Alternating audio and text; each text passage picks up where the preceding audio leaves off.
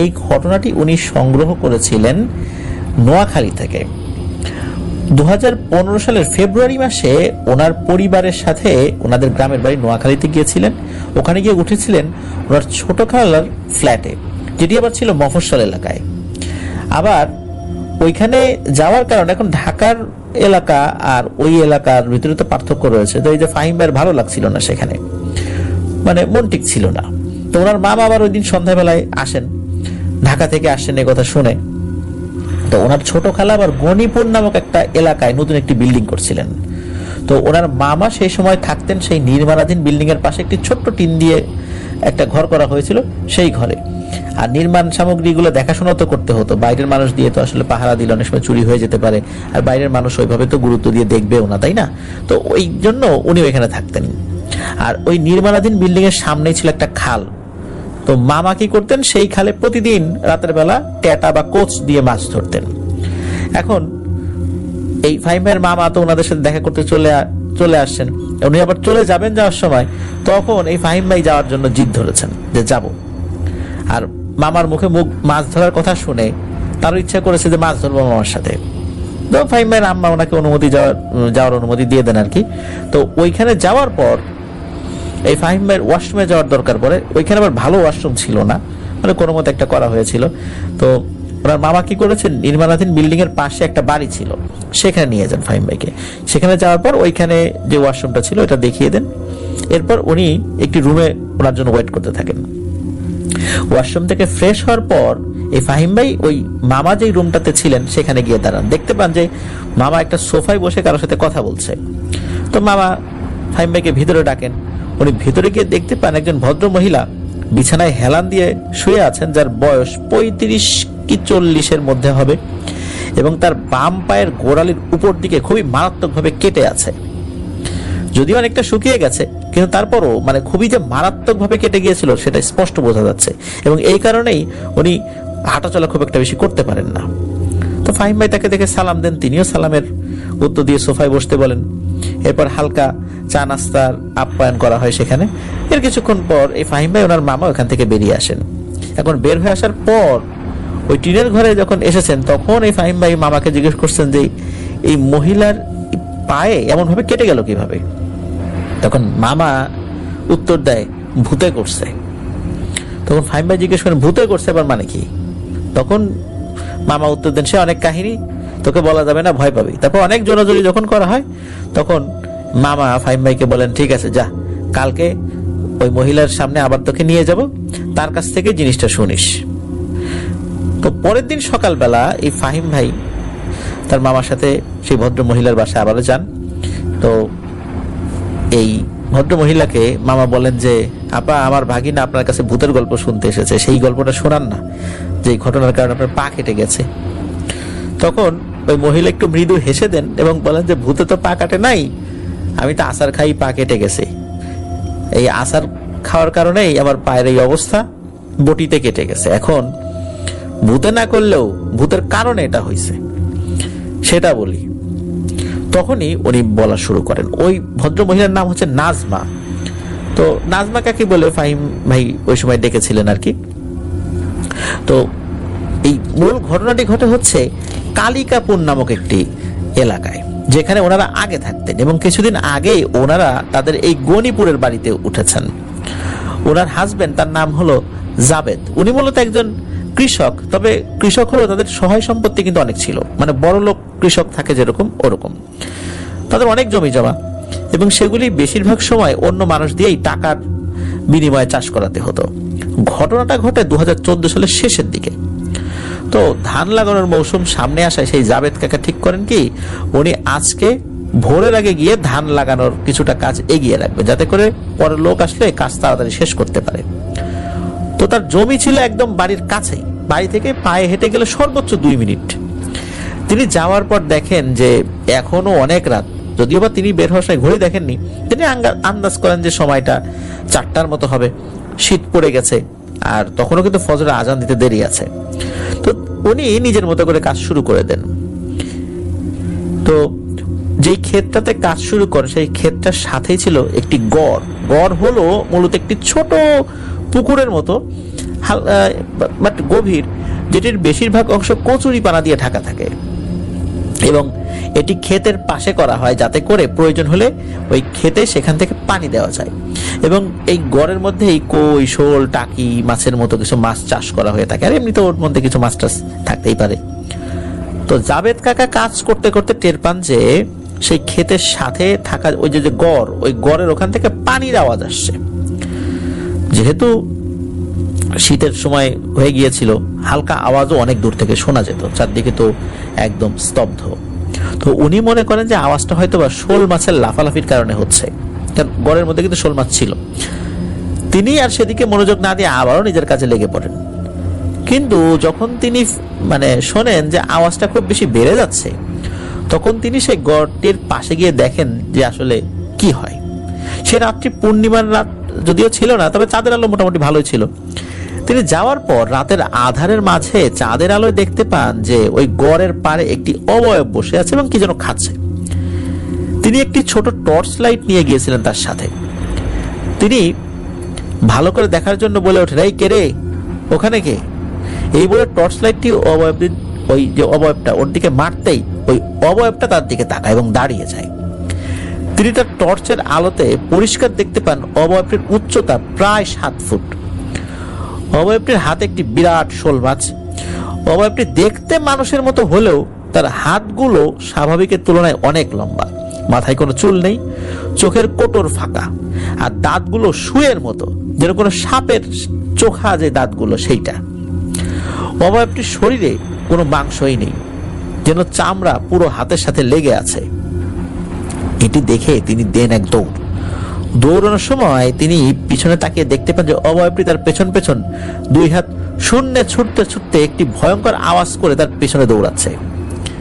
জাবেদ চাচা তো ভয়ে দৌড়ানোর গতি বাড়িয়ে দেন, যেহেতু পায়ে হেঁটে ওই খেতে যেতে লাগতো 2 মিনিট, আর দৌড়ে আসার কারণে 1 মিনিটও লাগে না তার বাড়িতে পৌঁছাতে। তিনি দ্রুত বাড়িতে পৌঁছে যান।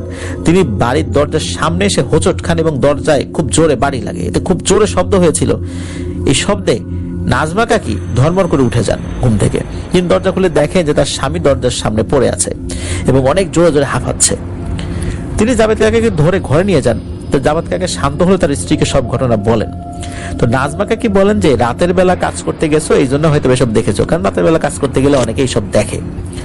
তো জাবেদ কাকাও চিন্তা করেন যে আসলে আজকে রাত্রেই দেখলাম, এটা তো অনেকেই এরকম হয়, রাতের বেলা কাজ করতে গেলে টুকটাক দেখে, যাক এটা হয়তো এমনিতেও ভয় পাইছি, কত মানুষই তো ভয় পাই সব দেখে, আমারও এরকমটাই হয়েছে, এই চিন্তা করেন আর কি। আর এইটা ওই সময়ের মতো উনি নিজের মনকে বুঝতেন। তো এর কিছুদিন পরের ঘটনা, জাবেদ চাচা রাতের বেলা বাজার থেকে বাড়িতে ফিরছিলেন। তিনি হাঁটতে হাঁটতে কিছু দূর যাওয়ার পর পাকা রাস্তা ছেড়ে তার বাড়ির দিকে যে মেঠো পথ নেমে পড়ে সেদিকে নেমে পড়েছেন। তো সেই পাকা রাস্তার মেঠো পথের মোড়ে ছিল তাদের পারিবারিক কবরস্থান। কবরস্থানে 2টি কবর ছিল, একটি তার বাবার কবর, অপরটি তার প্রথম সন্তান যে জন্মের কিছুক্ষণ পরে মারা গিয়েছিল। কবরগুলির 2 পাশ ছিল সামান্য উঁচু দেয়াল দিয়ে বাঁধানো, আর বাকি 2 পাশে পুকুর। তিনি মোড় ঘুরতেই কবরস্থানের ভিতর থেকে কিছু আওয়াজ শুনতে পান। আবছা আলোয় তিনি দেখতে পান তার সন্তানের কবরের উপর ছোট কিছু একটা তার দিকে পিঠ দিয়ে বসে আছে এবং কবর করছে। ওনার হাতে তো টর্চ লাইট ছিল, তিনি সেদিকে টর্চ মারতেই অবয়বটি তার দিকে তাকায়। তিনি দেখেন একটা ছোট বামন ধরনের লোক। লোকটির দাঁতের মাড়ির উপর কোনো মাংস নেই, দাঁতগুলো খুব ছোট আর চিকন, কিছুটা ইঁদুরের দাঁতের মতো। অবয়বটি জাবেদ কাকাকে দেখে তার দাঁতগুলো দিয়ে কটকট কটকট আওয়াজ করে তার দিকে তেড়ে আসে। জাবেদ কাকা খুব ভয় পায় এবং দৌড় লাগায়। দৌড়ে উনি বাড়িতে পৌঁছে ভয়ার্ত গলায় তার স্ত্রী নাজমা কাকিকে ডাকতেন। তো নাজমা কাকি এসে দেখেন যে জাবেদ কাকা খুব হাঁপাচ্ছেন, চোখে মুখে ভয়ের ছাপ। তা কাকি আবার জিজ্ঞেস করেন কি এসব হলো, কি হয়েছে? তখন এই জাবেদ কাকা সবকিছু খুলে বলেন। এটি শুনে এই নাজমা কাকি তার ভাইকে ফোন দেন এবং তার ভাইকে সব ঘটনা খুলে বলেন। তার ভাই ঘটনা শুনে বলেন যে কালকেই সে তার বোনের বাড়িতে এক পরিচিত কবিরাজকে নিয়ে আসবেন। সেই দিন রাত্রে তারা শুয়ে পড়েন আর কি। রাত প্রায় 2টার দিকে তারা ছেলের চিৎকার চেঁচামেচিতে ঘুম থেকে উঠে পড়েন। তাদের ছেলের রুমে গিয়ে দেখেন তার ছেলে জোরে জোরে চিৎকার করছে। তারা তাদের ছেলেকে শান্ত করে জিজ্ঞেস করেন যে কি হয়েছে। তাদের ছেলে ভয়ানক একটা বিষয় বলে যে আগামীকাল তার পরীক্ষা থাকায় সে খাটের সাথে লাগোয়া টেবিলে রাত জেগে লেখাপড়া করছিল। হঠাৎ তার খাটের নিচ থেকে একটি ছোট বাচ্চার মতো একটা উলঙ্গ অবয়ব হাসতে হাসতে বের হয় এবং দৌড়ে তার রুমের দরজা দিয়ে বেরিয়ে যায়। ছোট্ট অবয়বটি বের হওয়ার সাথে সাথেই খাটের নিচ থেকে লম্বা লিকলিকে টিকটিকির মতো একটা অবয়ব, একদম লিকলিকে। তো এটি কি করেছে, এটিও বের হয়েছে এবং বের হয়ে ছোট অবয়বটির পিছনে দৌড় দেয়। এই জিনিসটা দেখে সে খুব ভয় পায় এবং চিৎকার দেওয়া শুরু করে। তার ছেলের মুখে এসব শুনে তারা খুব চিন্তায় পড়ে যান। পরের দিন কবিরাজ আসে এবং বাড়ি বন্ধ করে দিয়ে যায়। যাওয়ার সময় বলে যে আপনারা কিছুদিন ঠিক থাকবেন, যদিও কিন্তু বেশি দিন ঠিক থাকবেন না, ভালো হবে আপনারা এই বাড়ি ছেড়ে অন্য কোথাও চলে যান। কবিরাজ আরো বলেন যে তাদের এই সমস্যাটার কারণ তিনি খুঁজে বের করার চেষ্টা করবেন, তবে এর জন্য তার কিছুদিন সময় লাগবে। তো সেদিন রাত্রে জাবেদ কাকা স্বপ্ন দেখেন যে সেই বামন দেখতে অবয়বটি লম্বা আর একটা অবয়বের পিঠে বসে আছে এবং বলছে, যতই কবিরাজ ডাকিস না কেন তোরা আমাদের হাত থেকে নিস্তার পাবি না, তোদেরকে মেরে তোদের হাত পা সব ছিঁড়ে খাবো। এই স্বপ্নের পর জাবেদ কাকা নিজের পরিবারের জন্য খুব ভয় পেতে শুরু করেন। তিনি কিছুদিন পরে তার গণিপুরের যে বাড়িটা ভাড়া দেওয়ার জন্য রেখেছিলেন সেইখানে উঠে যান। সেখানে উঠার পর কয়েকদিন পর্যন্ত সবকিছু ঠিকঠাক ছিল। একদিন জাবেদ কাকা বাজার থেকে ইলিশ মাছ নিয়ে আসেন। রাতের বেলা নাজমা কাকি তার যে পাকঘর আছে, এই ইলিশ মাছ নিয়ে সেই মাছটা কাটাকাটি শুরু করেন। তাদের পাকঘর ছিল বাড়ির বাইরে এবং পাকঘরের মেঝে ছিল আবার মাটির, চারদিকে পাকা করা ছিল, বাট মেঝেটা মাটির ছিল। যে তিনি বটি নিয়ে মাছ কুটতে বসেছেন, এমন সময় একটি লম্বা সরু হাত মাটির নিচ থেকে উঠে আসে এবং মাছটা ধরে দেয় টান। হঠাৎ করে এই বিভৎস দৃশ্য দেখে কাকি তো অনেক ভয় পেয়ে যান এবং লাফ দিয়ে ওঠেন। এই লাফ দিয়ে সরে যেতে গিয়ে ওই বটিতে তার পা লাগে এবং তখনই বিভৎসভাবে পাটা কেটে যায়। সাথে সাথে তাকে হাসপাতালে নেওয়া হয়, অনেক রক্তক্ষরণ হয়েছিল। যাক আল্লাহর রহমতে উনি সুস্থ হয়ে যখন ঘরে ফেরেন, সেই কবিরাজকে আবার ফোন দেওয়া হয়। কবিরাজ দুদিন পর তাদের বাড়িতে আসেন এবং জাবেদ কাকাকে বলেন যে জাবেদ কাকার উপর খুব খারাপ ধরনের ব্ল্যাক ম্যাজিক করা হয়েছে এবং এটি করেছে তারই আপন ছোট বোন। তার ছোট বোন কিছু বছর আগে এলাকার এক ছেলের সাথে জাবেদ কাকা এবং তাদের বাবার অমতেই পালিয়ে বিয়ে করেন। বিয়ে করার পর সেই বাড়িতে আসলে জাবেদ কাকার বাবা এই জাবেদ কাকার ছোট বোনকে ত্যায্য কন্যা ঘোষণা করেন। এর কয়েক বছর পর জাবেদ কাকার বাবা মারা যান। কবর দেওয়ার দিন তার বোনও আসে তাদের বাড়িতে। সেদিন রাত্রে জাবেদ কাকা তার বোনের মধ্যে তুমুল ঝগড়া বেঁধে যায়, খুবই ঝগড়াঝাটি। মূলত সেই বোন তার বাবার মৃত্যুর দিনই তার সম্পদের ভাগ দাবি করে বসে, কিন্তু জাবেদ কাকার বাবা তাকে ত্যায্য ঘোষণা করায় তিনি তার সব সম্পত্তি মৃত্যুর পূর্বে তার ছেলে অর্থাৎ জাবেদ কাকার নামে লিখে দিয়ে গিয়েছিলেন। ঝগড়ার এক পর্যায়ে জাবেদ কাকা তার বোনকে থাপ্পড় মেরে বসেন এবং বলেন এখনই যেন সে ঘর থেকে বেরিয়ে যান। যাওয়ার আগে সেই বোন জাবেদ কাকা এবং তার পরিবারকে দেখে নিবে বলে হুমকি দেন। এখন সেই বোনই এক তান্ত্রিকের মাধ্যমে তাবিজ করে বা ব্ল্যাক ম্যাজিক করে দুটি জিনকে জাবেদ কাকা ও তার পরিবারের পিছনে লেলিয়ে দিয়েছে। কবিরাজ বলেন যে এখন সবচাইতে ভালো হবে একটা সুষ্ঠু সমাধান, কারণ এগুলোর প্রভাব অনেক মারাত্মক, আর এটা আদতে পসিবল হবে কিনা এই সমস্যা থেকে মুক্তি পাওয়া এটাও ওই কবিরাজ নিশ্চিতভাবে বলতে পারেন না। তো কবিরাজ বলে দেন যে আপনার জন্য সবচাইতে ভালো হবে আপনার বোনের যতটুকু সম্পত্তি সে পেত ততটুকু সম্পত্তি পুঙ্খানুপুঙ্খভাবে তাকে বুঝিয়ে দেয়া, তার সাথে বসে আপোষ মীমাংসা করে। জাবেদ কাকা অনেক খুঁজে তার বোনকে বের করেন, বাধ্য হয়ে শেষমেশ তার বোনের চাহিদা মতো যে সম্পত্তি সে যা পেত একজন ওয়ারিশ হিসাবে, সেই সম্পত্তি তার বোনকে দিয়ে দেন এবং দিয়ে দেওয়ার পর তার বোনের সাথে সব সম্পর্ক বিচ্ছিন্ন করেন। তবে তার বোন ওয়াদা করে যে সে সকল এই জাদুটোনা যেগুলো করেছে, যে তাবিজগুলো যেখানে স্থাপন করেছে সেগুলো সে তুলে নেবে। এরপরে এই নাজমা কাকি এবং তার পরিবারের সাথে আল্লাহর রহমতে আর কিছু হয়নি। এটি ছিল ঘটনা। ঘটনাটি আমি আপনাদের সাথে শেয়ার করব। এই ঘটনাটিও ব্ল্যাক ম্যাজিককে কেন্দ্র করে। আর এবারের ঘটনাটি আমাদের দেশের বাইরের একটি ঘটনা। আমাদেরকে পাঠিয়েছেন সোহেল রানা ভাই। ওনার বাড়ি ভারতের পশ্চিমবঙ্গ রাজ্যের মুর্শিদাবাদ জেলার ভগবানখোলা থানার বলরামপুর গ্রামে। উনি দারুণ একটি ঘটনা, যেটি শিক্ষণীয় বটে, আমাদের সাথে শেয়ার করেছেন। চলুন শুরু করি ঘটনাটি। উনি বলেছেন যে 100% সত্যি একটি ঘটনা, এবং এই ঘটনাটি অনেকেই দেখেছে। ঘটনাটি এই সোহেল রানা ভাই উনি ওনার মামার কাছ থেকে সংগ্রহ করেছেন। 2017 সালের ডিসেম্বর মাসের কোনো এক তারিখে এই ঘটনা যাদের সঙ্গে ঘটে তার নাম হচ্ছে রাকিব এবং তার স্ত্রীর নাম টুম্পা। রাকিব এবং টুম্পা একে অপরকে খুব ভালোবাসতো এবং টুম্পার পরিবার থেকে তাদের ভালোবাসা মেনে নিতে পারছিল না। তাই তারা দুজন সিদ্ধান্ত নিয়েছিল পালিয়ে গিয়ে বিয়ে করবে। তো যা ভাবা সেই কাজ। 2017 সালের জুলাই মাসে তারা পালিয়ে গিয়ে বিয়ে করে। আর টুম্পার মা কোনো রকমে এই বিয়ে মানতে রাজি ছিল না। তার খুব জিদ লাগে, যে কোনো মূল্যে তাদের এই সম্পর্কে তিনি ফাটল ধরাবেন। আর এই জিদের কারণে তিনি যে 3টা জীবন নষ্ট করে দিবেন, এটা হয়তো বা উনি নিজেও ভাবতে পারেননি কখনো।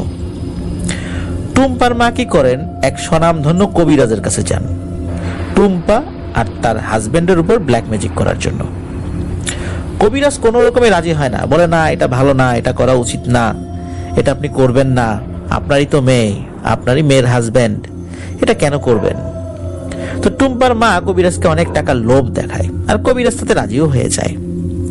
আর খুব বাজেভাবে টুম্পা এবং টুম্পার স্বামীর উপর ব্ল্যাক ম্যাজিক করে টুম্পার মা। 2017 সালের সেপ্টেম্বর মাস, টুম্পা আর তার স্বামী যে রাকিব, ভালোই কাটছিল তাদের। তো টুম্পা তার স্বামীকে একটা সুসংবাদ দেয় যে টুম্পা অন্তঃসত্ত্বা, তারা দ্রুত সন্তান নিয়েছিল যাতে করে তাদের বিয়েটা মেনে নেয়। এ খবর শুনে রাকিব তো আনন্দে আত্মহারা এবং সমস্ত গ্রামবাসীকে মিষ্টি মুখ করান। কিন্তু এই আনন্দ বেশি দিনের ছিল না। অক্টোবর মাসের কোনো এক তারিখে হঠাৎ করে টুম্পা অনবরত রক্ত বমি করতে থাকে। অবস্থা বেগতিক দেখে রাকিব টুম্পাকে একটা ডাক্তারের কাছে নিয়ে যান। তো ডাক্তার সমস্ত কিছু চেক আপ করে বলেন যে রাকিব সাহেব, আপনার স্ত্রী তো সম্পূর্ণভাবে সুস্থ আছে, আপনি নিয়ে যান, আর আমি কিছু ওষুধ লিখে দিচ্ছি। তো যাই হোক, কিছু ওষুধ লিখে দেয় ডাক্তার, সেটা নিয়ে রাকিব এবং টুম্পা বাড়ি চলে আসে। রাত আনুমানিক 12টার দিকে হঠাৎ করে টুম্পার ঘুম ভাঙে কটকট আওয়াজে। ঘুম থেকে সে উঠে দেখে একটা অবয়ব কিছু একটা সে খাচ্ছে আর টুম্পাকে বলছে, দে দে, তাড়াতাড়ি দে, আমাকে দে, আমি নিয়ে যাব। তৎক্ষণাৎ টুম্পা একটা চিৎকার দিয়ে অজ্ঞান হয়ে মাটিতে লুটিয়ে পড়ে। তার স্বামী এবং বাড়ির সবাই টুম্পাকে ধরাধরি করে বিছানায় শুইয়ে দেয়। কিছুক্ষণ পর টুম্পার জ্ঞান ফেরত আসে আর টুম্পা অনবরত কান্না করতে থাকে। রাকিব জিজ্ঞেস করলে তখন টুম্পা বলে যে অদ্ভুত একটি ব্যাপার। টুম্পা বলে একটা কালো অবয়ব তার সামনে দাঁড়িয়ে বলছে, দে দে, নিয়ে যাব। তখন রাকিব বলে, আর ও কিছু না, তোমার মনের ভুল, আর অন্তঃসত্ত্বা অবস্থায় এরকম হ্যালুসিনেশন একটু একটু হয়, এটা অনেক ডাক্তারই বলেন যে টুকটাক এটা হতে পারে, ও কিছু না। টুম্পাকে উনি ঘুম পাড়িয়ে দিয়ে নিজেও ঘুমায়। সে রাতে আর কিছু হয় না। বিপত্তি ঘটে তার পরের রাত্রে। রাকিব শুয়ে আছে আর সে অনুভব করে হঠাৎ করে কে যেন তার গলা টিপে ধরে আছে। এখন রাকিব, সে যতটুকু দোয়া কালাম জানতো সে তো পড়তে থাকে। হঠাৎ রাকিব অনুভব করে তার গলা থেকে হাতটা সরে গেল। লাইট জ্বালাতেই রাকিব যেটা দেখলো সেটা দেখে তো মারাত্মক ভয় পায়। রাকিব দেখলো আর কেউ না, তার স্ত্রী টুম্পা তার গলা টিপে ধরেছিল। তখন রাকিব কি করবে বুঝতে পারছিল না। তৎক্ষণাৎ টুম্পা ভারী কণ্ঠে বলে ওঠে, কিরে, ওকে তো দিতে বলছি, ও দিচ্ছে না, তুই দিবি, দে, আমাকে দে, আমি নিয়ে যাব। তখন রাকিব ধমক দেয় টুম্পাকে। তৎক্ষণাৎ টুম্পা অজ্ঞান হয়ে বিছানায় লুটিয়ে পড়ে। টুম্পার জ্ঞান ফেরত আসে তার পরের দিন সকালবেলা। তখন রাকিব টুম্পাকে প্রশ্ন করে, কি টুম্পা, তুমি আমাকে মেরে ফেলতে চাও নাকি? রাত্রে আমার গলা টিপে ধরেছিলে কেন? আর এসব কি আবল তাবল বলছিলা? টুম্পা তো অবাক চোখে রাকিবের দিকে তাকিয়ে থাকে আর বলে, আমি কখন তোমার গলা টিপে ধরেছিলাম? তুমি তো আমার গলা টিপে ধরেছিলা। রাকিব এ কথা শুনে তো অবাক। রাকিব মনে মনে ভাবে, কি হচ্ছেটা কি? তার মানে হচ্ছে যে রাকিব ফিল করেছে যে বা দেখেছে টুম্পা তার গলা টিপে ধরেছে, ওদিকে টুম্পা দেখেছে যে রাকিব তার গলা টিপে ধরেছে। কি ভয়ানক ব্যাপার প্রিয় লিসেনার্স, একবার চিন্তা করুন তো। অবস্থা বেগতিক দেখে রাকিব সিদ্ধান্ত নেয় যে একটা হুজুরের কাছে তারা যাবে টুম্পাকে নিয়ে। তো সেই অনুযায়ী পরের দিন রাকিব টুম্পাকে নিয়ে এক হুজুরের কাছে যান এবং হুজুরের কাছে সমস্ত কথা খুলে বলেন। হুজুর রাকিব এবং টুম্পার দিকে কিছুক্ষণ এক দৃষ্টিতে তাকিয়ে থাকেন এবং কিছুটা সময় নেন উনি ওনার জিনদের সাথে পরামর্শ করার জন্য। এবং ওই সময়ের মতো তিনি কিছু পানি পরা দেন এবং বলেন যেটা নিয়মিত খাবে, আর কাল সকালে কি হয় বিস্তারিত আমাকে বলতে আসবা, মানে আজকে রাত্রে কি হয়। তৎক্ষণাৎ রাকিব এবং টুম্পা হুজুরকে সালাম দিয়ে বাড়ি ফেরত আসে এবং রাতের খাওয়া দাওয়া সেরে দুজনে ঘুমিয়ে পড়ে। বিপত্তিটা ঘটে গভীর রাত্রে। গভীর রাত্রে দুটো কালো অবয়ব তাদের দুজনের উদ্দেশ্যে বলে ওঠে, কিরে দিবি না? বল, দিবি না? নিয়ে যাব, ওকেও নিয়ে যাব, কিন্তু তোদের কেউ কিন্তু বাঁচাতে পারবে না। কি ভাবছিস হুজুর তোদেরকে বাঁচাবে? পারবে না রে। আমাদের ক্ষমতার কাছে তোরা যে হুজুরের কাছে গেছিস তার ক্ষমতা তুচ্ছ। এই বলেই এই অবয়বগুলা একসঙ্গে অট্টহাসি দিয়ে টুম্পা এবং রাকিবের গলা টিপে ধরে। অনেকক্ষণ ধস্তাধস্তি করার পর অবয়ব দুটি তাদের গলা ছেড়ে দিয়ে চলে যায়, কিন্তু যাওয়ার সময় বলে যায়, আবার আসবো, নিয়ে যাব, তোদের সবাইকে নিয়ে যাব। কিন্তু এদিকে রাকিব এবং টুম্পা কোনো ক্রমে রাতটা কাটায় ভয়ে ভয়ে। সকাল হতেই হুজুরের কাছে ছুটে যায়। রাতে ঘটা সমস্ত ঘটনা হুজুরের সামনে খুলে বলে। তখন হুজুর যেটা বলে সেটা শোনার জন্য টুম্পা এবং রাকিব দুজনের কেউ মোটেও প্রস্তুত ছিল না। হুজুর বলে, তোমাদের দুজনের উপরই খুব ভয়ানকভাবে কালো জাদু করা হয়েছে এবং এর থেকে মুক্তি পাওয়া অত্যন্ত কঠিন, তবে আমি চেষ্টা করব। তোমরা দুজন এখন থেকে 5 দিন খুব দেখে শুনে থাকবে, কারণ এই 5 দিন তোমাদের মেরে ফেলার জন্য অনেক চেষ্টা করা হবে। তোমাদের দুজনকে আমল দিচ্ছি, এই দুটো আমল তোমরা সব সময় করতে থাকবে, কখনোই বাদ দিবে না, সারাক্ষণ এটা পড়তে থাকবে। আল্লাহ চাহেন তো ইনশাল্লাহ ভালো হবে। রাকিব এবং টুম্পা সেই আমলটা শিখে নেন এবং বাড়িতে চলে যান। তো বিপত্তি ঘটে তখন যখন রাকিব পাগলের মতো চিৎকার করতে থাকে আর বলতে থাকে, না না যাব না, তোদের সাথে আমি যাব না, তোরা চলে যা। এমন অবস্থা দেখে টুম্পা আবারও পাগল হওয়ার মতো উপক্রম হয়। টুম্পা মনে মনে ভাবে, কি হচ্ছে আমাদের সাথে? আমলগুলো তো কাজ হচ্ছে না। তখন বিকেল পেরিয়ে সন্ধ্যা হয়ে যায়। এদিকে দুজনে খাওয়া দাওয়া করে ঘুমিয়ে যায়। রাত তখন 2টার আশেপাশে হবে হয়তো। রাকিব ওই ধরনের আচরণ করেছে দিনের বেলাতে আর কি। তো দেখ, তারা তো শুয়ে পড়েছে। হঠাৎ টুম্পা দেখে তার স্বামী বিছানায় নেই। অনেক খোঁজাখুঁজি করে, বাড়িঘর তন্ন তন্ন করে খুঁজে কোথাও রাকিবকে পায় না। চিন্তায় তার অবস্থা খারাপ, কি করবে, কার কাছে যাবে? তখন ভরসার স্থল ছিল সেই হুজুর। সেই হুজুরের বাড়ি তার থেকে বেশি দূরে ছিল না। একা একজন অন্তঃসত্ত্বা মহিলা ওই রাত্রে রাস্তা দিয়ে খালি পায়ে দৌড়াতে দৌড়াতে সেই হুজুরের বাড়ির দিকে ছুটে যায়। মাঝ রাস্তায় টুম্পা অনুভব করে কেউ তার পিছু পিছু আসছে। হঠাৎ করে টুম্পা হোঁচট খেয়ে নিচে পড়ে যায়, মানে রাস্তার উপর পড়ে যায়।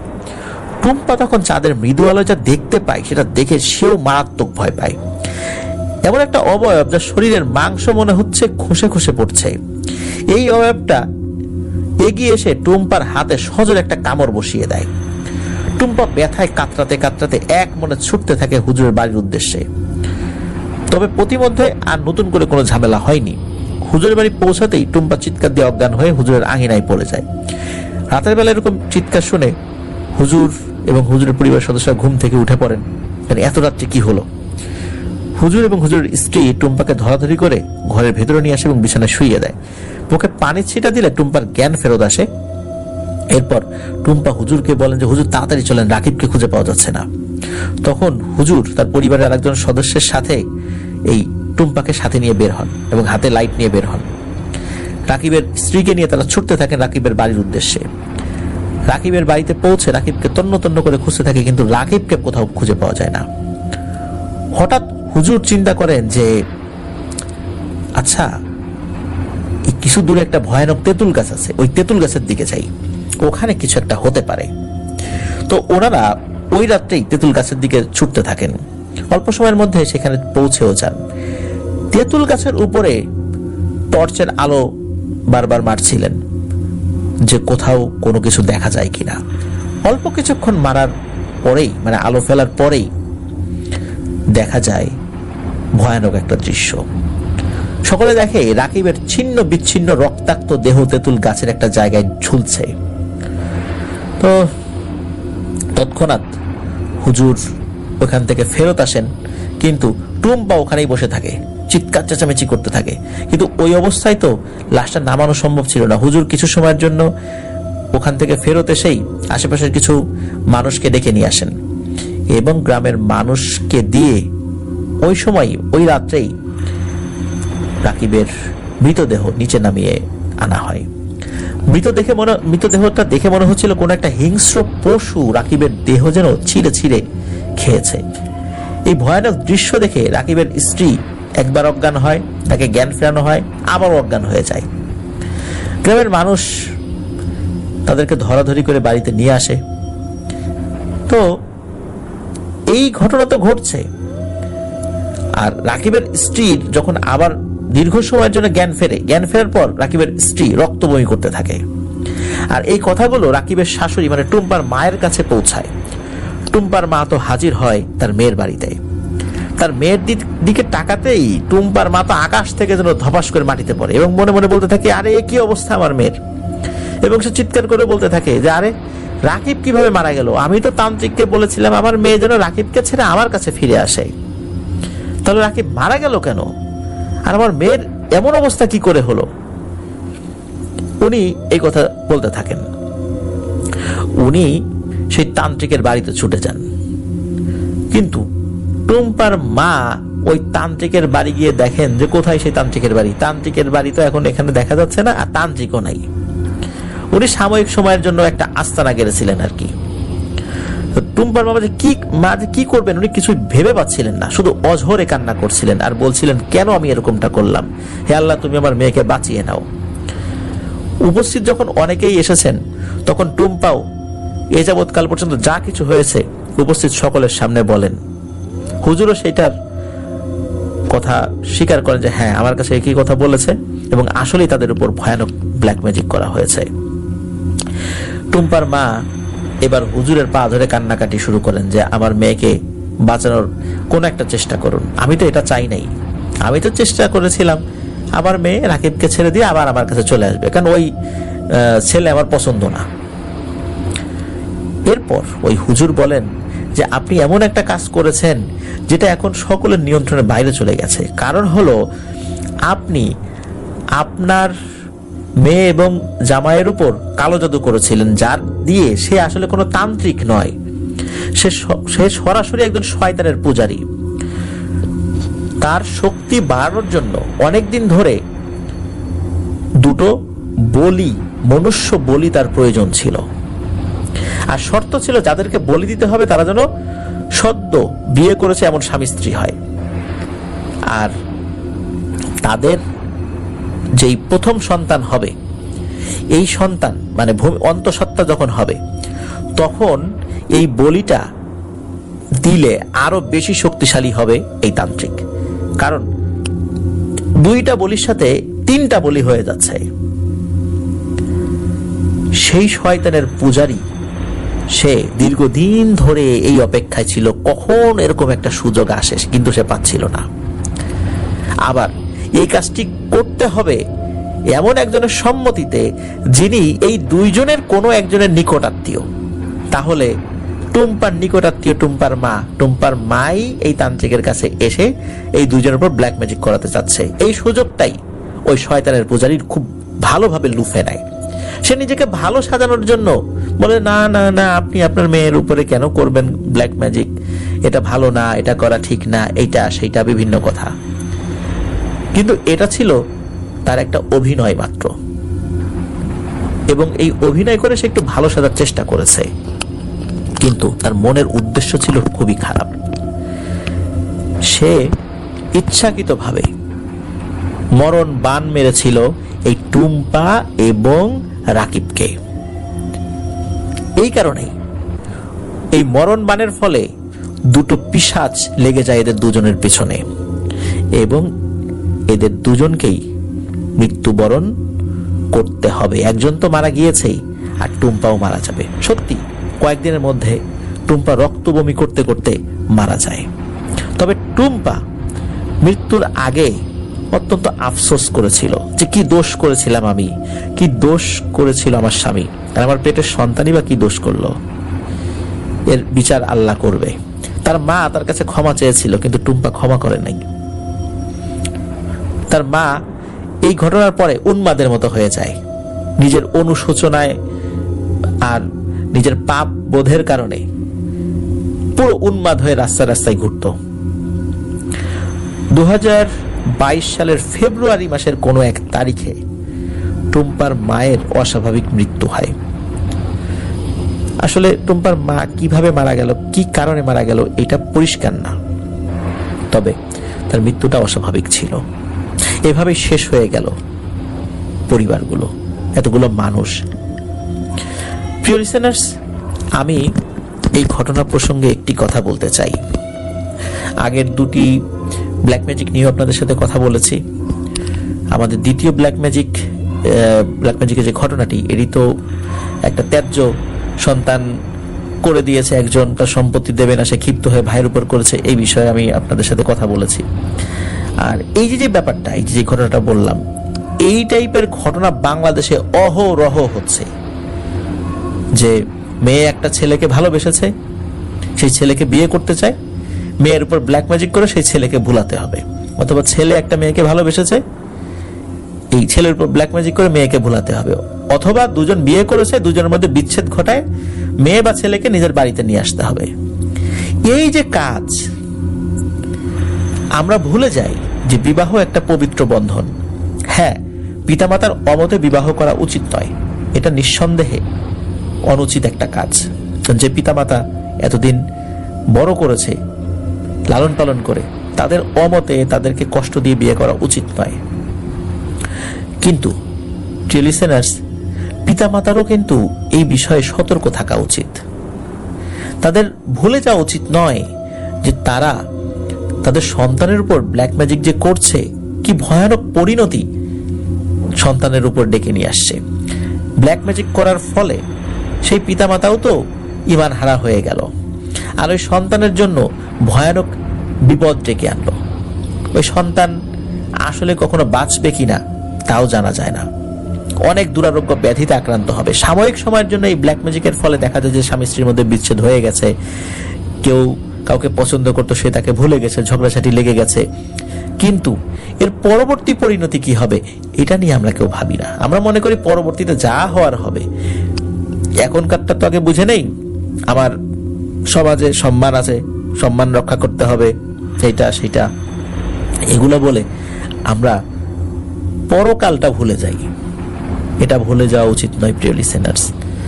সন্তানদেরও ভুলে যাওয়া উচিত নয় যে বিয়ে করার আগে পিতামাতার অবশ্যই সম্মতি নিতে হবে।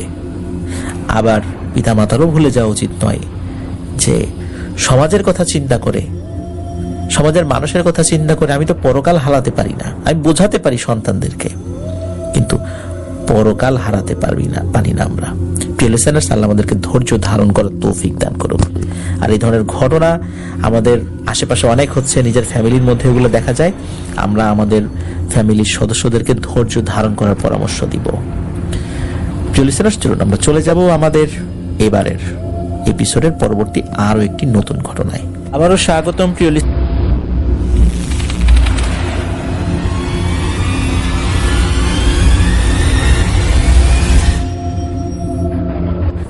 প্রিয় লিসেনার্স আমাদের 86 নং এপিসোডের চতুর্থ ঘটনায়। এখন যে ঘটনাটি আমি আপনাদের সাথে শেয়ার করতে যাচ্ছি, এই ঘটনাটি আমাদেরকে পাঠিয়েছেন মোহাম্মদ জসিম ভাই। ওনার বর্তমান ঠিকানা ঢাকার উত্তরখানের মাদার বাড়িতে, আর ওনার দেশের বাড়ি শেরপুর জেলার শ্রীবর্দী থানার ভেলুয়া বাজার এলাকার চানমন্ডল বাড়িতে। আর ঘটনাটি ঘটেছিল ওই চানমন্ডল বাড়িতেই। তখন সময়কাল 2002 সাল, তখনও উনি জন্ম নেননি। আর এই ঘটনাটি উনি ওনার দাদা, ফুপু, ওনার আম্মা, এরকম পরিবারের অনেকের কাছ থেকেই শুনেছিলেন। ওই চানমন্ডল বাড়ির একটু বর্ণনা দেওয়ার দরকার। ওই সময়টাতে মানে 2002 সালে ওই বাড়ির পেছনের যে সাইডটা পুরোটাই বাঁশঝাড়ে তলিয়ে ছিল। তখন বাড়ির ডান দিকে ছিল কাঠের যেই গাছগুলো আছে সেগুলোর বাগান, আর বাম দিকে ছিল আর একটা বাড়ি। এছাড়া ওখানকার ওই জায়গাতে আর কি আশেপাশে আর কোনো ঘর বাড়ি ছিল না। আর ওনাদের গ্রামের মানুষ ওই বাড়িটাকে তখন এটকা বাড়ি বলতো স্থানীয় ভাষায়। আর এটকা বাড়ির মানে হচ্ছে নির্জন বাড়ি বা জঙ্গল বাড়ি। ওনাদের বাড়ির বাম দিকে যে বাড়ি ছিল, এই দুই বাড়ির মাঝখান বরাবর একটা কুয়া ছিল। আর এই কুয়ার এক পাশে ছিল ছোট ছোট আনারস গাছ, আর এক পাশে ছিল কলা গাছ। ওই সময় ওই কুয়ার পানি দিয়ে সব কাজ করা হতো, খাওয়া দাওয়া হতো। তখন ওনাদের এলাকা ছিল একদম অজপাড়াগা, ওখানে ইলেকট্রিসিটি ছিল না। আর তখনকার মতো যে অবস্থা আমরা বর্ণনা করলাম, ওই সময় কিন্তু খুবই অনুন্নত ছিল। এখন তো উন্নত হয়েছে। ওই সময় নাকি প্রত্যেকটা বাড়িতেই একটা করে কুয়া ছিল। এখন আসি মূল ঘটনায়। সময়টা তো আগেই বলেছি, 2002 সাল। ওনার দাদি ছিলেন একজন ধার্মিক লোক এবং খুব ঠান্ডা মেজাজের ভালো মানুষ ছিলেন। সকালবেলা উনি এলাকার ছেলে মেয়েদেরকে আরবি পড়াতেন। ওনার দাদির ছোট ভাই একবার ওনার দাদা বাড়িতে বেড়াতে আসেন সকাল 11টা বা 11:30টার দিকে। আসার পর দাদা দাদির সাথে কিছুক্ষণ গল্প করেন উনি। এরপর বাড়ির চারপাশ দিয়ে উনি হাঁটছেন আর দেখছেন। তো দাদির ছোট ভাই হাঁটতে হাঁটতে ওই কুয়ার কাছে আসেন। হঠাৎ করে দাঁড়িয়ে পড়েন। কুয়ার দিকে নজর দিতেই উনি দেখতে পেলেন কুয়ার ভেতরে দুটো সাপ একসাথে পেঁচিয়ে পানির উপর খেলাধুলা করছে। এটা দেখার পর উনি এই জসিম ভাইয়ের দাদাকে সাথে সাথে ডাক দেন। দাদাও চলে আসেন। তখন দাদা এসে কুয়ার ভিতরে তাকান, বলেন যে কুয়ার ভিতরে তাকাও দুলাভাই। তখন তাকানোর পর দাদাও দেখেন যে এই অবস্থা, দুটো সাপ কুয়ার পানির উপর খেলাধুলা করছে। তখন এই দাদির যিনি ছোট ভাই বলে যে দুলা ভাই, আপনারা এই কুয়ার পানি খান, যে কুয়ার ভিতরে নাকি সাপ থাকে। এটা শোনার পর এবং নিজের চোখে দেখার পর দাদার মেজাজ গরম হয়ে যায়। দাদার সাথে সাথে ঘর থেকে মাছ ধরার টেটা নিয়ে আসেন এবং কুয়ার উপর থেকে ওই সাপের দিকে তাক করে নিক্ষেপ করেন। টেটাটা সোজা গিয়ে সাপের উপরে পড়ে। একটা সাপের পেটে ওই টেটার একটা শিক ঢুকে যায়, আর একটা সাপ পানির নিচে চলে যায়। আর যেটার পেটে ঢুকেছিল সেটাও নড়াচড়া করতে করতে টেটা থেকে ছুটে যায় এবং পানির নিচে চলে যায়। তখন দাদা, এই জসিম ভাইয়ের আব্বু আর ওনার দাদির ছোট ভাই, এই তিনজন মিলে কুয়ার ভিতরে নামে এবং পুরো কুয়ার পানি উপরে তুলে ফেলে। মানে কুয়াটা একদম তারা শেষ দিয়ে ফেলে। পানি তোলার পর দেখা যায় কুয়ার ভিতরে একটা পোকামাকড়ও নেই, সাপ তো দূরের কথা। দাদা তো তখন একটু চিন্তিত হয়ে পড়েন আর ভাবেন সাপগুলো গেল কোথায়? কুয়ার ভিতরে তো কোনো ফোঁটাও দেখা যাচ্ছে না। সাপগুলো তাহলে কোন দিক দিয়ে চলে যাবে? তখন এই জসিম ভাইয়ের দাদি আসেন এবং জসিম ভাইয়ের দাদাকে বলেন যে আমার তো বিষয়টা ঠিক বলে মনে হচ্ছে না, কোন একটা ঝামেলা আছে মনে হয়। তখন দাদির ছোট ভাই বলেন, আরে ধুর আপা, এগুলো কোনো ব্যাপারই না, খামাখা দুলাভাইকে চিন্তায় ফেলিস না। তখনকার মতো এগুলো ওখানেই শেষ হয়ে যায়। ওই দিন রাত্রেই দাদা ঘুমের মধ্যে স্বপ্নে দেখতে পেলেন একটা বিশাল দেহের কালো অবয়ব। দাদাকে বলছে যে তুই আজকে যে কাজটা করছিস সেটা কি ঠিক করছিস? মোটেও ঠিক করিস নাই। এর মাসুল যে তোকে কিভাবে দিতে হবে আমি নিজেও জানি না, আর তুই তো জানিসই না। অপেক্ষা কর। এই স্বপ্ন দেখার পর দাদার ঘুম ভেঙে যায়, আর দাদা ভাবতে থাকে কার আবার কি ক্ষতি করলাম। আবার এটাও ভাবতে থাকে যে ওনাদের বাড়িতে তো আশেপাশে ঝোপ জঙ্গল, অনেক দুষ্টু জিনের বসবাস, হতে পারে এগুলো ওদের কাজ, স্বপ্নে দেখিয়েছে। আর দাদা তো ছিলেন একজন সাহসী মানুষ, কবিরাজ ছিলেন, মানুষের রোগ ব্যাধির ওষুধ বানিয়ে দিতেন গাছগাছালি দিয়ে, আর অনেক ধরনের গাছগাছালির ট্রিটমেন্ট তার জানা ছিল। আর টুকটাক জিনে ধরার কাজ পারতেন, খুব বড় কাজ পারতেন তা না, মানে হালকা পাতলা কাজ আর কি। এরপর 2 দিন কেটে যায়, কোনো সমস্যা নেই। ঠিক তার পরের দিন দুপুরে জোহরের আজানের আগে দাদা বাহির থেকে বাড়িতে আসেন এবং এই জসিম ভাইয়ের মাকে জিজ্ঞেস করেন, এই বলে যে জসিম ভাই তো তখন হন নাই, মানে দাদির কথা জিজ্ঞেস করেন আর কি। তখন জসিমের মা বলেন যে উনি তো ওয়াশরুমে গেছেন। তো দাদা খেয়াল করেন যে দাদি ওয়াশরুম থেকে বের হয়ে বাড়িতে আসেন, মানে ঘরে ঢোকেন, ওয়াশরুমগুলো তো বাড়ির বাইরে আর কি। আর ওনার আচার আচরণ কেমন যেন অদ্ভুত মনে হচ্ছে। দাদার সাথেও কোনো কথা বলছেন না, ঘরের এক কোনায় গিয়ে বসে আছেন উনি, মানে দাদি বসে আছেন। তো দাদা দাদিকে বলেন যে কুয়া থেকে পানি ওঠাও, গোসল করব, নামাজে যাব। এই বলে উনি ঘর থেকে বের হয়ে ওয়াশরুমের দিকে গিয়েছেন। তো ওয়াশরুম থেকে ফেরার পর দেখেন যে দাদি ঠিক আগের জায়গায় বসে আছে, মাথা নিচু করে। তখন দাদা জসিম ভাইয়ের মাকে জিজ্ঞেস করলেন যে সে কি অসুস্থ কিনা। তখন জসিম ভাইয়ের মা বলছেন যে না আব্বা, আমি তো কিছু বলতে পারবো না তো এই বিষয়ে।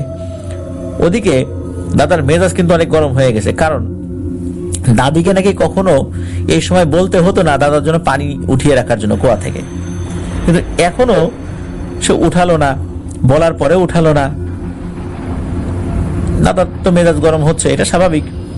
তো যাক, এই বিষয়টা বিবেচনা করে এই জসিম ভাইয়ের মা দাদির কাছে যায়, তাদের শরীরে হাত দিতেই আচমকা হাত সরিয়ে নেয়।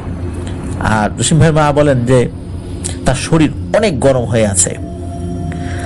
আর দাদিও মাথা উঠিয়ে যখনই জসিম ভাইয়ের আম্মুর দিকে তাকিয়েছেন, জসিম ভাইয়ের আম্মু জসিম ভাইয়ের দাদির চেহারা দেখে এমন এক চিৎকার দিয়ে ওঠেন যে উনি ওখানে অজ্ঞান হয়ে পড়ে যাবেন, এমন একটা অবস্থা। ওনার এই চিৎকার শুনে দাদা জসিম ভাইয়ের মাকে জিজ্ঞেস করে এই হয়েছে কি।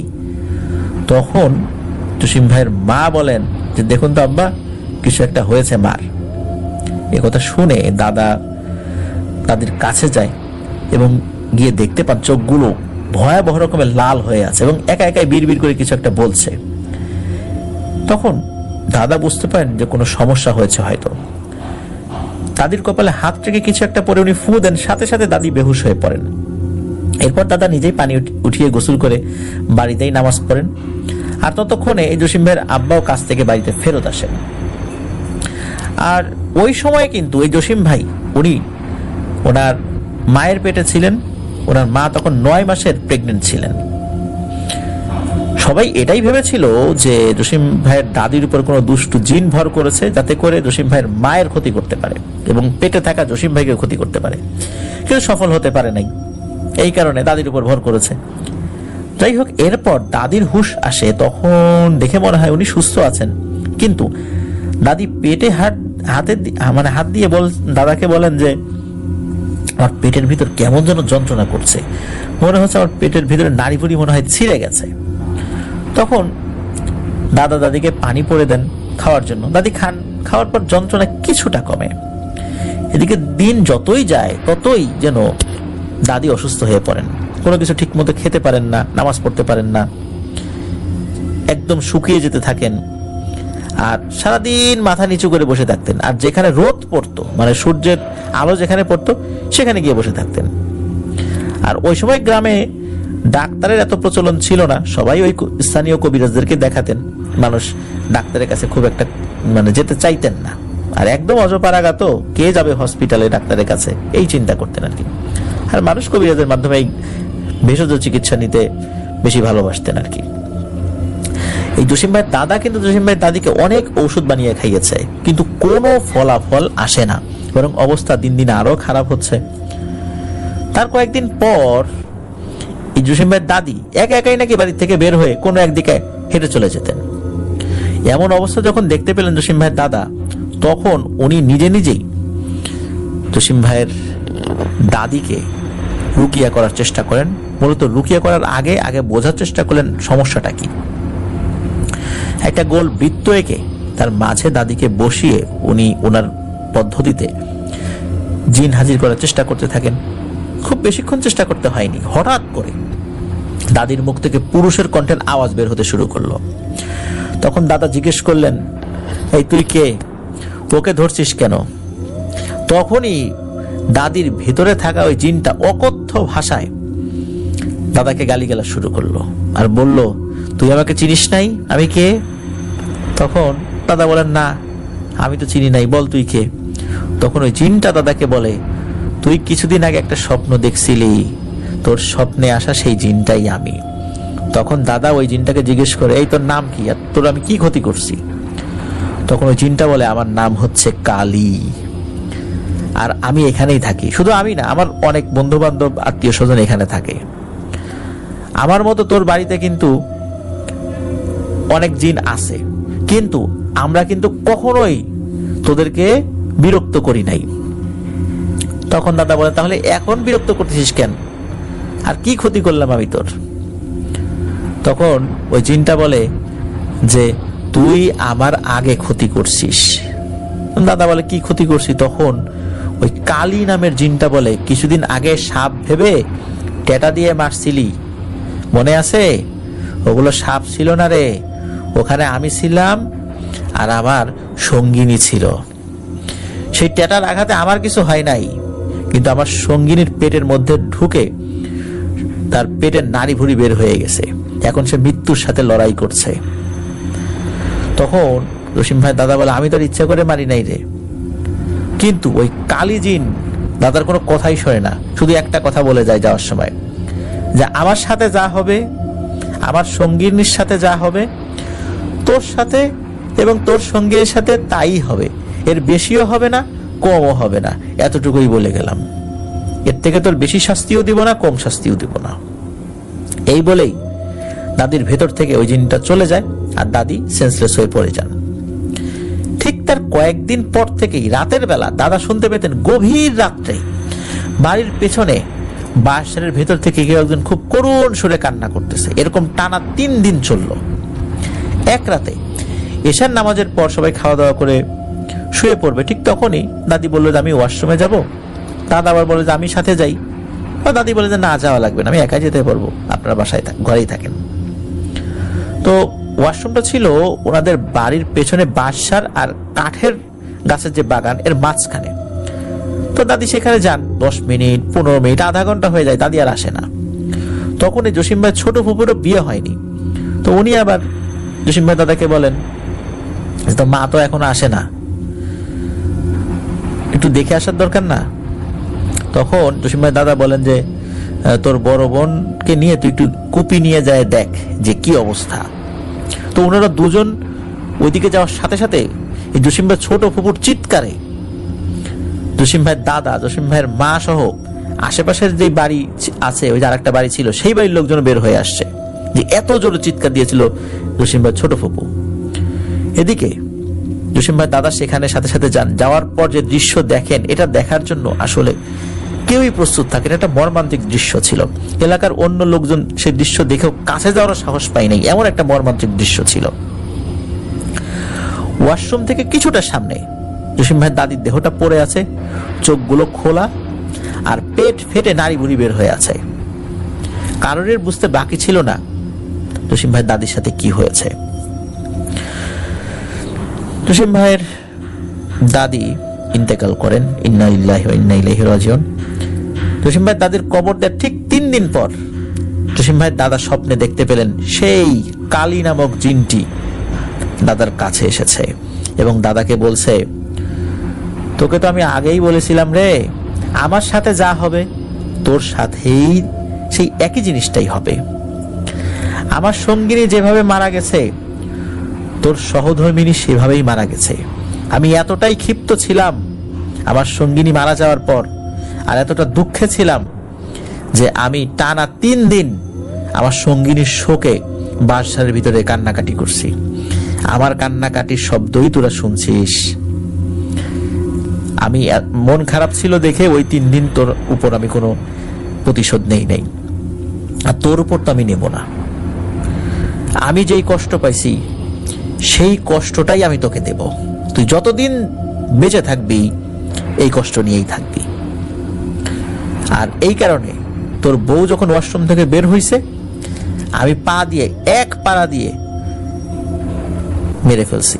আর এমন ভাবে পাড়া দিছি তোর বউয়ের পেট ফেটে নাড়ি ভুড়ি বের হয়ে গেছে, যেভাবে আমার সঙ্গিনীর পেটের নাড়ি ভুড়ি বের হয়ে গেছিল। এখন বোঝ কেমন লাগে কাছের মানুষের চলে যাওয়ার যন্ত্রণা। তোরা তো খালি ভাবিস যে মানুষের কাছের মানুষ চলে গেলেই মানুষ যন্ত্রণায় ভোগে, তাদের বেশি কষ্ট লাগে। মনে রাখিস আমাদেরও লাগে। আমরা যেমনই হই, খারাপ হই ভালো হই, আমাদের কাছের লোক চলে গেলে ঠিক একই রকম যন্ত্রণা আমাদেরও লাগে, কিন্তু সেগুলো তোরা দেখিস না, সেগুলো আমরা তোদেরকে বলি না। সুতরাং সাবধানে থাকিস, এটাই আমার প্রতিশোধ ছিল। এই কথা স্বপ্নের মধ্যে ওই কালী নামের জিনটা বলে। পরবর্তীতে ওই জিনটা নাকি দাদার কাছে আর কখনো আসেনি, তবে দাদাও ক্ষিপ্ত হয়ে ওই জিনটাকে বোতলবন্দি করে অনেক চেষ্টা করেছে, আরো কবিরাজের কাছে গিয়েছে, কিন্তু কোনোভাবে সফল হতে পারে নাই। আর লিসেনার্স, এই ঘটনাটি ওনাদের চান মণ্ডল বাড়ির সবারই জানা আছে, আশেপাশের এলাকাগুলোতে ঘটনাটা জানে। দাদি মারা যাওয়ার পর ঠিক 30 দিনের মাথায় এই জসিম ভাইয়ের জন্ম হয়। আর জসিম ভাইয়ের দাদা 2020 সালের ডিসেম্বরের 7 তারিখে স্বাভাবিকভাবেই মারা গেছেন। উনি প্রায় 100 বছরের বেশি সময় বেঁচে ছিলেন। ধন্যবাদ জসিম ভাইকে, আপনার দাদির একটি ঘটনা শেয়ার করেছেন, খুব মর্মান্তিক একটি ঘটনা। মর্মান্তিক ঘটনা, আমরা যেহেতু মানুষ, আমরা মানুষের উপলব্ধিটা বুঝতে পারি খুব সহজে, আর জিনেরা জিনেদের উপলব্ধিটা বুঝতে পারে, কিন্তু এখানে 2 শ্রেণীর মানুষদের উপলব্ধিটাই আমাদের লিসেনাররা হয়তো বুঝতে পেরেছেন, মানুষ এবং জিনের। এই জন্যই আমরা সব ঘটনার একটা মেসেজ পৌঁছে দিতে চাই। আমাদের অধিকাংশ ঘটনাগুলোতেই দেখা যাচ্ছে যে এইভাবে কোনো প্রাণীকে হঠাৎ করে আঘাত করা। অনেক সময় আমরা রাতের বেলা আঘাত করার কারণে দেখতে পাই যে কোনো ঘটনা ঘটেছে। এবার যেটা হলো, এই ঘটনায় দিনের বেলা সাপকে আঘাত করেছে। তার মানে এই ঘটনা আমাদেরকে এই মেসেজটাই দেয় যে অকারণে কোনো প্রাণীকে আঘাত করা ঠিক না। সাপগুলো ওখানে ছিল, এটা সত্য, কিন্তু সাপ পানিতে নামলেই কিন্তু পানি দূষিত হয়ে যায় না। ক্ষিপ্ত হয়ে এই জসিম ভাইয়ের দাদা ট্যাটা নিয়ে আঘাত করেছিল সাপের গায়ে, আর তার পরবর্তীতে কি হলো সেটা আমরা সকলেই জানি। সুতরাং আমরা দৃঢ় চিত্তে বলতে চাই, দিন হোক রাত হোক, যে কোনো সময় হোক, বিনা কারণে আমরা কোনো প্রাণীকে আঘাত করব না। আল্লাহ আমাদেরকে এই আমলটা করার তৌফিক দান করুক। প্রিয় লিসেনার্স, চলুন আমরা চলে যাব আমাদের পরবর্তী ঘটনায়। তবে এখনো যারা আমাদের চ্যানেলে সাবস্ক্রাইব করেনি তারা দ্রুত সাবস্ক্রাইব করে ফেলুন প্লিজ, আর আমাদের লাইক বাটনটা প্রেস করে দিন। এখন তো অনেকেই শুনছেন, সেই অনুযায়ী কিন্তু আপনারা লাইক দেননি, এই জন্য অনুরোধ করব লাইক বাটনটা জাস্ট প্রেস করে দিন।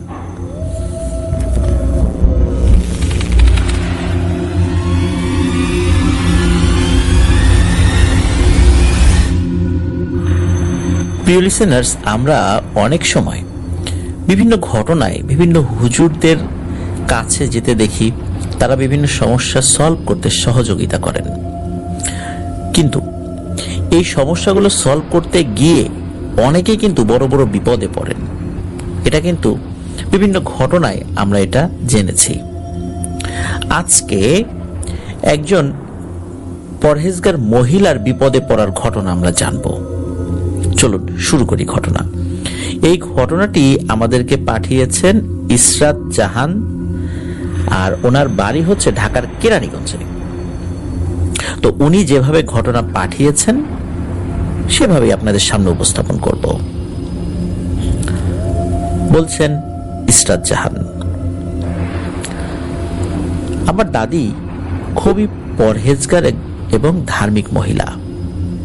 ওনার জন্যই আমাদের পরিবারে আমরা পেয়েছি অনেক অনেক রহস্যময় ঘটনা। আমার দাদি আমার দাদার দ্বিতীয় স্ত্রী। আমার দাদার প্রথম স্ত্রী আমার বড় দাদির 5 জন সন্তান, আর আমার দাদির 8 জন। এই 8 জনের মধ্যে 5 জন ছেলে, 3 জন মেয়ে। আমার বাবা 4 নং। আমি দ্বিতীয় পক্ষের, মানে হলো আমার দাদার দ্বিতীয় স্ত্রীর 4 নং ছেলের বড় মেয়ে। এবার চলে যাই মূল ঘটনায়। সালটা 1969, স্বাধীনতা যুদ্ধের আগের ঘটনা এটি। তখন আমার দাদির 8 জন সন্তানের সবারই জন্ম হয়ে গেছে, কিন্তু সবাই ছিল ছোট। আমার দাদির বড় ছেলের নাম ছিল সালাম, তাই সবাই আমার দাদিকে সালামের মা বলেই ডাকতো। একদিন গ্রামে একটা বিয়ের দাওয়াত আসলো। পরিচিত কোনো এক প্রতিবেশীর ছেলের বিয়ে। আগের বিয়েগুলোতে কোনো কাজের লোক বাইরে থেকে আনা হতো না। আত্মীয় স্বজনদের দাওয়াত করলে তারা এসেই হাতে হাতে সব কাজ করে দিতেন। ওই সুবাদেই আমার দাদি সকাল সকাল চলে যান বিয়ে বাড়িতে। সারাদিন কাজ হলো, বরযাত্রী বের হলো দুপুরে। বিয়েটা ছিল কিছুটা দূরের গ্রামের। যেতে যেতে তাদের একটু সময় লেগে গেল। আর আগে বিয়েতে সবসময় পুরুষরাই যেতেন, মহিলারা খুবই কম যেত। বিয়ে সম্পন্ন করতে বিকেল হলো, আর বউ নিয়ে রওনা হতে হতে সন্ধ্যার কাছাকাছি হয়ে গেল। বরযাত্রী বউকে পালকিতে নিয়ে রওনা দিল। আগে তো পালকিতে বউকে নিয়ে আসা হতো। বাড়িতে পৌঁছাতে পৌঁছাতে তাদের মাগরিবের সময় পার হয়ে গেল। আর ওই সময় তারা শুনতে পেলেন ডাকাত নাকি গ্রামে প্রবেশ করেছে। আগেই বলে রাখি, আগে বিয়ে শাদী হলে ডাকাত দল ফাঁদ পেতে রাখতেন বউয়ের সাথের অলংকার নেয়ার জন্য। বরযাত্রী যখন ডাকাতের আসার কথা শুনতে পেলেন, তারা সবাই ভয় পেয়ে গেলেন। এখন ভাবছেন তারা নতুন বউকে নিয়ে কিভাবে বাড়ির ভেতরে ঢুকবেন, পথে যদি আক্রমণ করে। তারা বাড়ির বাইরের রাস্তায় ছিলেন, মানে বাড়ি থেকে কিছুটা দূরে। তখন তাদের মধ্যে একজন বলে উঠল, আমরা বাড়ির পেছনের পথ দিয়ে বউকে লুকিয়ে বাড়ির অন্য কোনো একটা ঘরে নিয়ে রাখবো, বিভিন্ন তথ্য উপাত্ত সংগ্রহ করব, পরিস্থিতি স্বাভাবিক হলে মূল ঘরে নিয়ে আসব। তখন তারা বউকে নিয়ে বাড়ির পেছনের দিক দিয়ে যাত্রা শুরু করে। বাড়ির পেছনের দিক দিয়ে ছিল পুরাতন একটা ওয়াশরুম, যা কেউ ব্যবহার করত না। বউকে নিয়ে ওই দিক দিয়েই যেতে হবে। আর ততক্ষণ তো অন্ধকার হয়ে গেছে। নতুন বউকে ওই দিক দিয়ে নিয়ে কোনো এক ঘরে বসিয়ে রাখা হলো। আর বাড়ির অন্য সদস্যরা ডাকাত কোথায় আসলো সেই তথ্য নেয়ার জন্য চলে গেল। কিছুক্ষণ পর তারা যখন বুঝতে পারলো ডাকাত চলে গেছে, তারা সবাই মিলে নতুন বউকে তার নিজ ঘরে নিয়ে যেতে আসলো। উপস্থিত কিছু মহিলা ঘরে প্রবেশের সাথে সাথে তারা তো অবাক। তারা দেখলো নতুন বউ অস্বাভাবিক আচরণ শুরু করেছে। চুল এলোমেলো, চোখ লাল, তার কণ্ঠ পুরাই চেঞ্জ। আর সবাইকে খুব খারাপভাবে গালিগালাজ করছে ওই নতুন বউ। উপস্থিত মহিলার অবস্থা বেগতিক দেখে বাড়ির অন্য পুরুষ সদস্যদেরকে ডেকে নিয়ে আসলো। পুরুষ সদস্যরা এসে একই রকম অবস্থা দেখলো। এখন তাদের মধ্যে কেউ কেউ বলছে বউকে জিনে আসর করেছে, আবার কেউ কেউ বলছে বউয়ের কোনো রোগ আছে। মেয়ে বাড়ির লোক আমাদের কাছে তথ্য গোপন করে বিয়ে দিয়েছে, তারা মোটেও ভালো কাজ করেন নাই, এইসব আর কি। কিন্তু তার চাল চলন কোনোভাবেই অসুস্থ মানুষের মতো ছিল না আগে। তাই বেশিরভাগ মানুষই বলতে লাগলো শেষমেশ জিন ঘটিত সমস্যা ওয়ালা বউকে নিয়ে আসা হয়েছে, এখন আর উপায় কি। এদিকে বাড়িতে অনেক মেহমান, আর এই ব্যাপারটা নিয়ে অনেক বেশি কানাঘোষা শুরু হয়ে গেল। বউ যে রুমে ছিল সেই রুমের আশেপাশে কোনো মানুষ গেলেই পাগলামি শুরু করে নতুন বউ। হঠাৎ করে উপস্থিত মেহমানদের একজন বলে উঠল, এই তোমরা সালামের মাকে ডাকো, সালামের মা কই?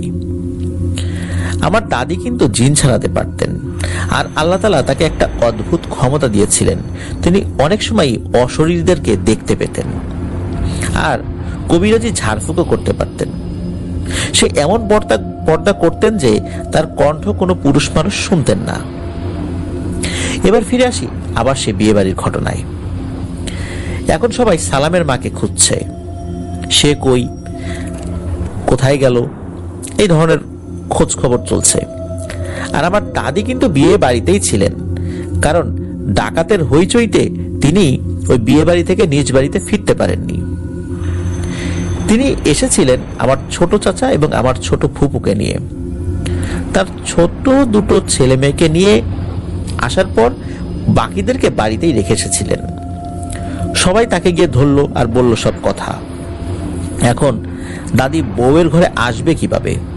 বউ তো অন্য ঘরে, আর দাদি অন্য ঘরে রয়েছেন, মানে হলো এক ভিটা থেকে অন্য ভিটা।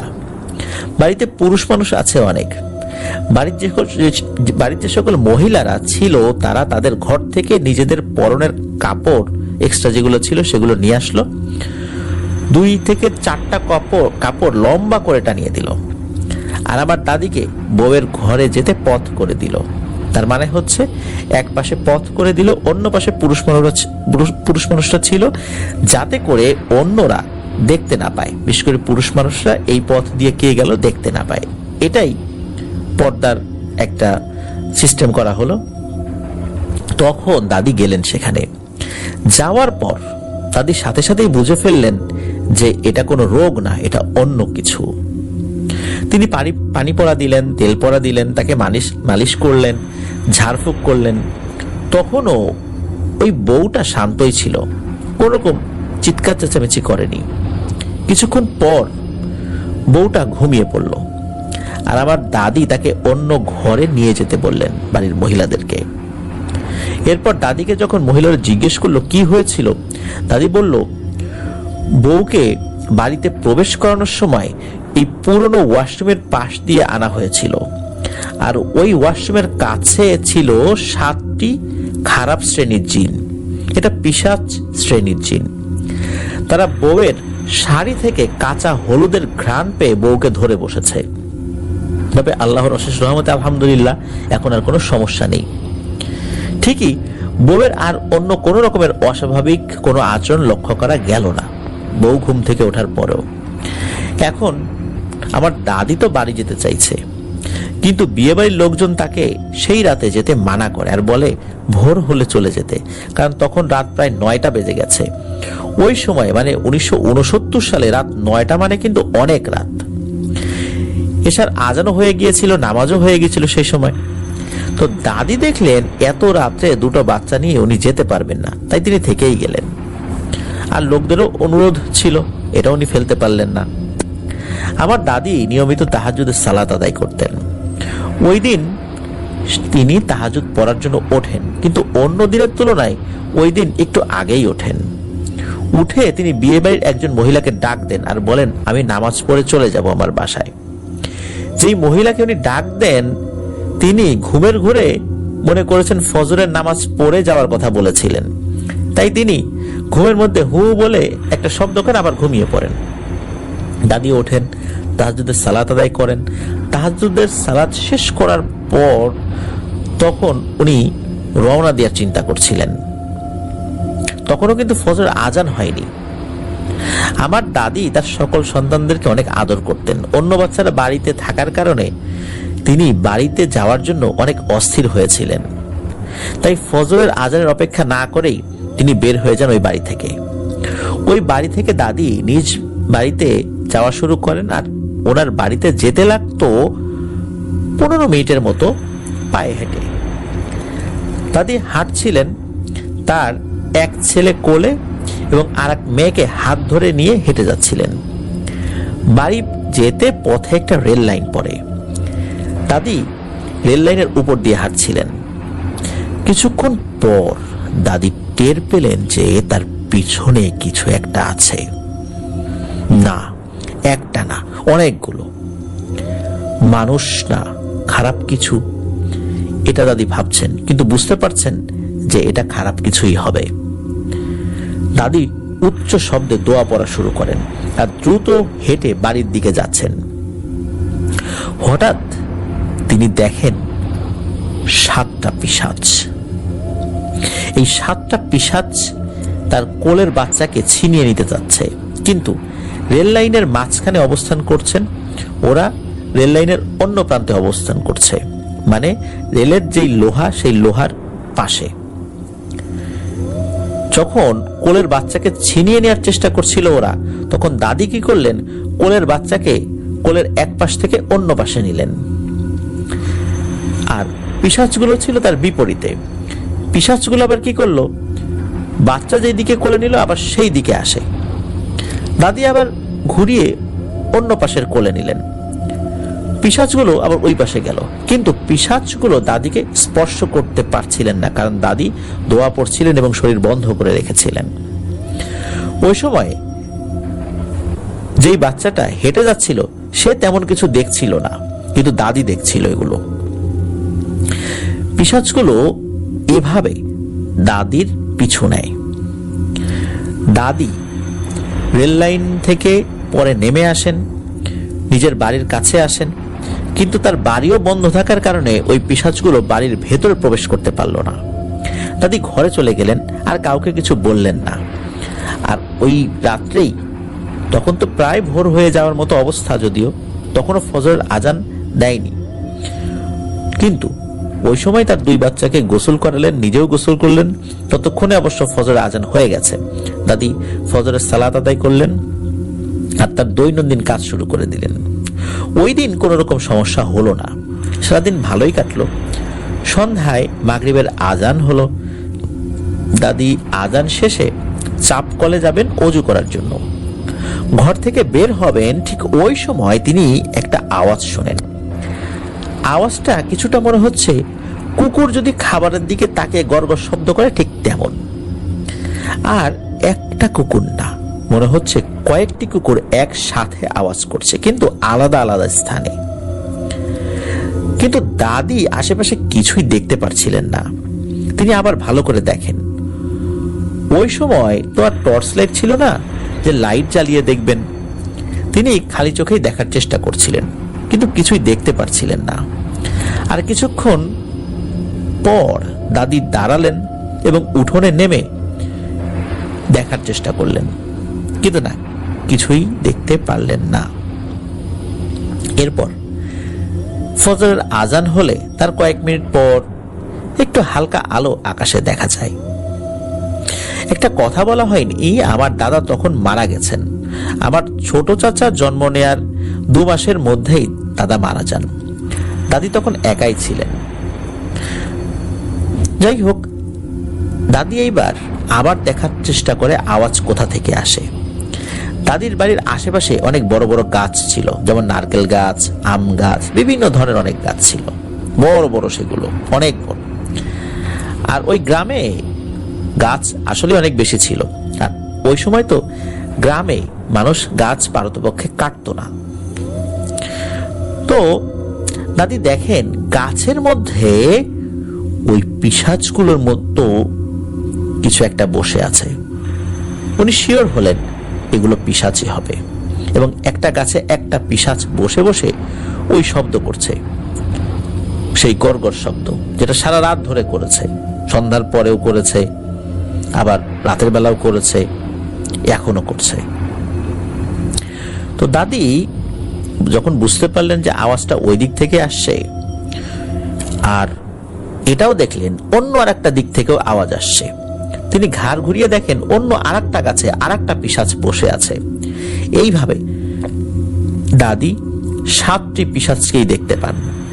এইবার দাদি বুঝে ফেলেন ওই পিশাচগুলো তার পিছু নিয়েছে।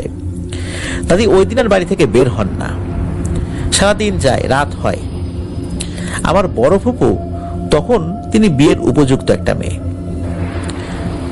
খাবার খেয়ে যখন এটো ময়লা পানি ঘর থেকে ফেলতে উঠোনের কাছে আসেন, তখন তার চোখ যায় একটা গাছের দিকে। তিনি দেখেন খুব লোমশ একটা মুখ তার দিকে গাছ থেকে উকি দিচ্ছে। উনি তো দেখে ও মাগো বলে দৌড়ে ঘরে চলে আসেন। পরের দিন আবার সন্ধ্যায় আমার মেঝো ফুপু কলে যায় পানি আনতে। তারও চোখ পড়ে একটি গাছের দিকে। তিনি দেখেন একটা লোমশ হাত একটা হাতে ঝুলে আছে। বানর তো 2 হাতে ঝোলে, মাঝে মাঝে আবার 1 হাতেও ঝোলে। ঠিক ওই জিনিসটা 1 হাতে ঝুলে আছে, আর তাকে ডাকছে, তার নাম ধরে ডাকছে। কোনো প্রাণী হলে তো মানুষকে নাম ধরে ডাকবে না, কোনো প্রাণী তো কথা বলতে পারে না। আমার ওই ফুপুও ভয় পায়, মানে মেজো ফুপু প্রচন্ড ভয় পায়। উনিও দৌড়িয়ে ঘরে চলে আসে আর চিৎকার চেঁচামেচি শুরু করে। আসলে সন্ধ্যার পর থেকে নিয়ে সকাল পর্যন্ত যেই ঘর থেকে বের হচ্ছিল, কোনো না কোনো কাজে ওই পিশাচগুলো আওয়াজ করে তাকে ভয় দেখানোর চেষ্টা করছিল এবং সশরীরে এসে দেখা দিচ্ছিল। এইভাবে 4-5 দিন কেটে যায়। এদিকে আমার মেঝো চাচা জানতো না এই ব্যাপারটা। তিনি একটা গাছে ওঠে ডাব পাড়ার জন্য দিনের বেলা। তো উনি ফিল করে যে উনি যখন গাছে উঠেছেন, হঠাৎ করে একটা লোমশ হাত তাকে ধাক্কা দিয়ে গাছ থেকে মাটিতে ফেলে দেয়। গাছটা বেশি বড় ছিল না, কিন্তু উনি মাটিতে পড়ে গিয়ে খুবই আহত হন। পা ছুলে যায়, হাত ছুলে যায়, শরীর বিভিন্ন অংশে ছুলে গেলেও কোনো জায়গা ভেঙে যায়নি। আল্লাহর অশেষ সহমতে ওই যাত্রায় বড় কিছু হয়নি। দাদি ভাবতে থাকেন এগুলোকে কিভাবে তাড়াবো। তিনি যেই রিচুয়ালগুলো জানতেন, রুকিয়াগুলো জানতেন, তাহাজ্জুদের সালাত আদায় করে সেই দোয়াগুলো পড়ছিলেন, কিন্তু কিছুতেই ওগুলো যাচ্ছিল না। এগুলো কারো ক্ষতিও করছিল না সরাসরি, আবার চলেও যাচ্ছিল না, কিন্তু বাড়ির সকলকে বিভিন্নভাবে ভয় দেখাচ্ছিল। ওই গ্রামে আরেকজন মহিলা ছিলেন যিনি কিনা আমার দাদির মতো কবিরাজি করতে পারতেন, তবে তিনি আমার দাদির থেকেও আরো অনেক বেশি জ্ঞানের অধিকারিণী ছিলেন। আমার দাদি তার কাছে যান দিনের বেলা এবং সবকিছু খুলে বলেন। তিনি আমার দাদিকে 7টা দোয়া লিখে দিয়েছিলেন 7টা কাগজে, এবং 7টি গাছের নিচে ওই দোয়াগুলো পুঁতে দিতে বলেছিলেন। দাদি দোয়া পড়ে তার শরীর বন্ধ করে 7টি গাছের নিচে তাবিজগুলো মানে ওই দোয়াগুলো পুঁতে দিয়েছিলেন। এরপর ওই 7টি পিশাচ আর কখনো বাড়ির আশেপাশে থাকেনি। আসলে পিশাচগুলো দাদিকে বিরক্ত করার জন্য এসেছিল, কারণ তারা ওই নতুন বউকে ধরেছিল, কিন্তু দাদির জন্য ওই নতুন বউকে আর কোনো ক্ষতি করতে পারে নাই এবং ওই নতুন বউয়ের আর কাছেও যেতে পারেনি। এই জন্য দাদির উপর প্রতিশোধ নেওয়ার জন্য বিরক্ত শুরু করেছিল, কিন্তু বড় ধরনের কোনো ক্ষতি করতে পারেনি। এটি ছিল ঘটনা। ধন্যবাদ ইসরাত জাহান আপুকে, আপনার দাদির সাথে ঘটে যাওয়া একটি ঘটনা আমাদেরকে জানিয়েছেন। শুধু আপনার দাদির সাথে না, আপনার দাদির পরিবারের আরো অনেকেই এই ভয়ানক জিনিসগুলো দেখেছিলেন। আসলে এখানে ব্যাপারটা হলো যে যারা এই টাইপের কাজ করেন, রুকিয়ার কাজগুলো করেন, বিশেষ করে জিন সংক্রান্ত কাজগুলো, তাদের উপর কিন্তু এগুলোর একটা প্রভাব থাকে, আমরা সেগুলো বুঝতে পারি না। আমার পরিচিত এরকম বেশ কয়েকজন আছেন যারা এই কাজ করতে গিয়েও শেষ পর্যন্ত এই কাজ ছেড়ে দিয়েছিলেন, কারণ সন্তান সন্ততির উপর এর একটা মারাত্মক প্রভাব পড়ে। শেষ পর্যন্ত এগুলো ছেড়ে দিতে বাধ্য হয়েছিলেন।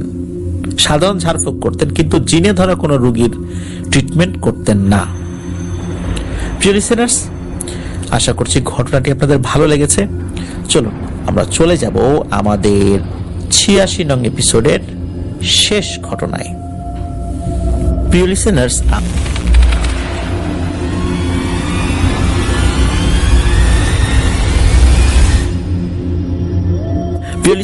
চলে এলাম আমাদের 86 নং এপিসোডের ষষ্ঠ এবং শেষ ঘটনায়।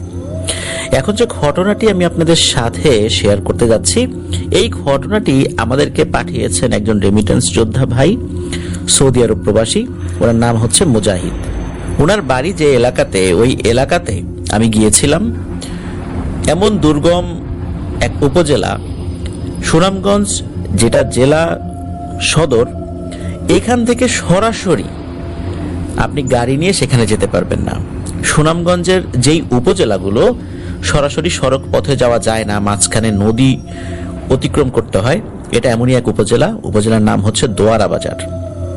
হয়তোবা ছাতক দিয়ে সরাসরি দোয়ারা বাজার যাওয়া যায় কিনা আমি ঠিক জানি না, তবে সুনামগঞ্জ সদর থেকে আমরা যেতে পারিনি, ভেঙে ভেঙে যেতে হয় সেখানে।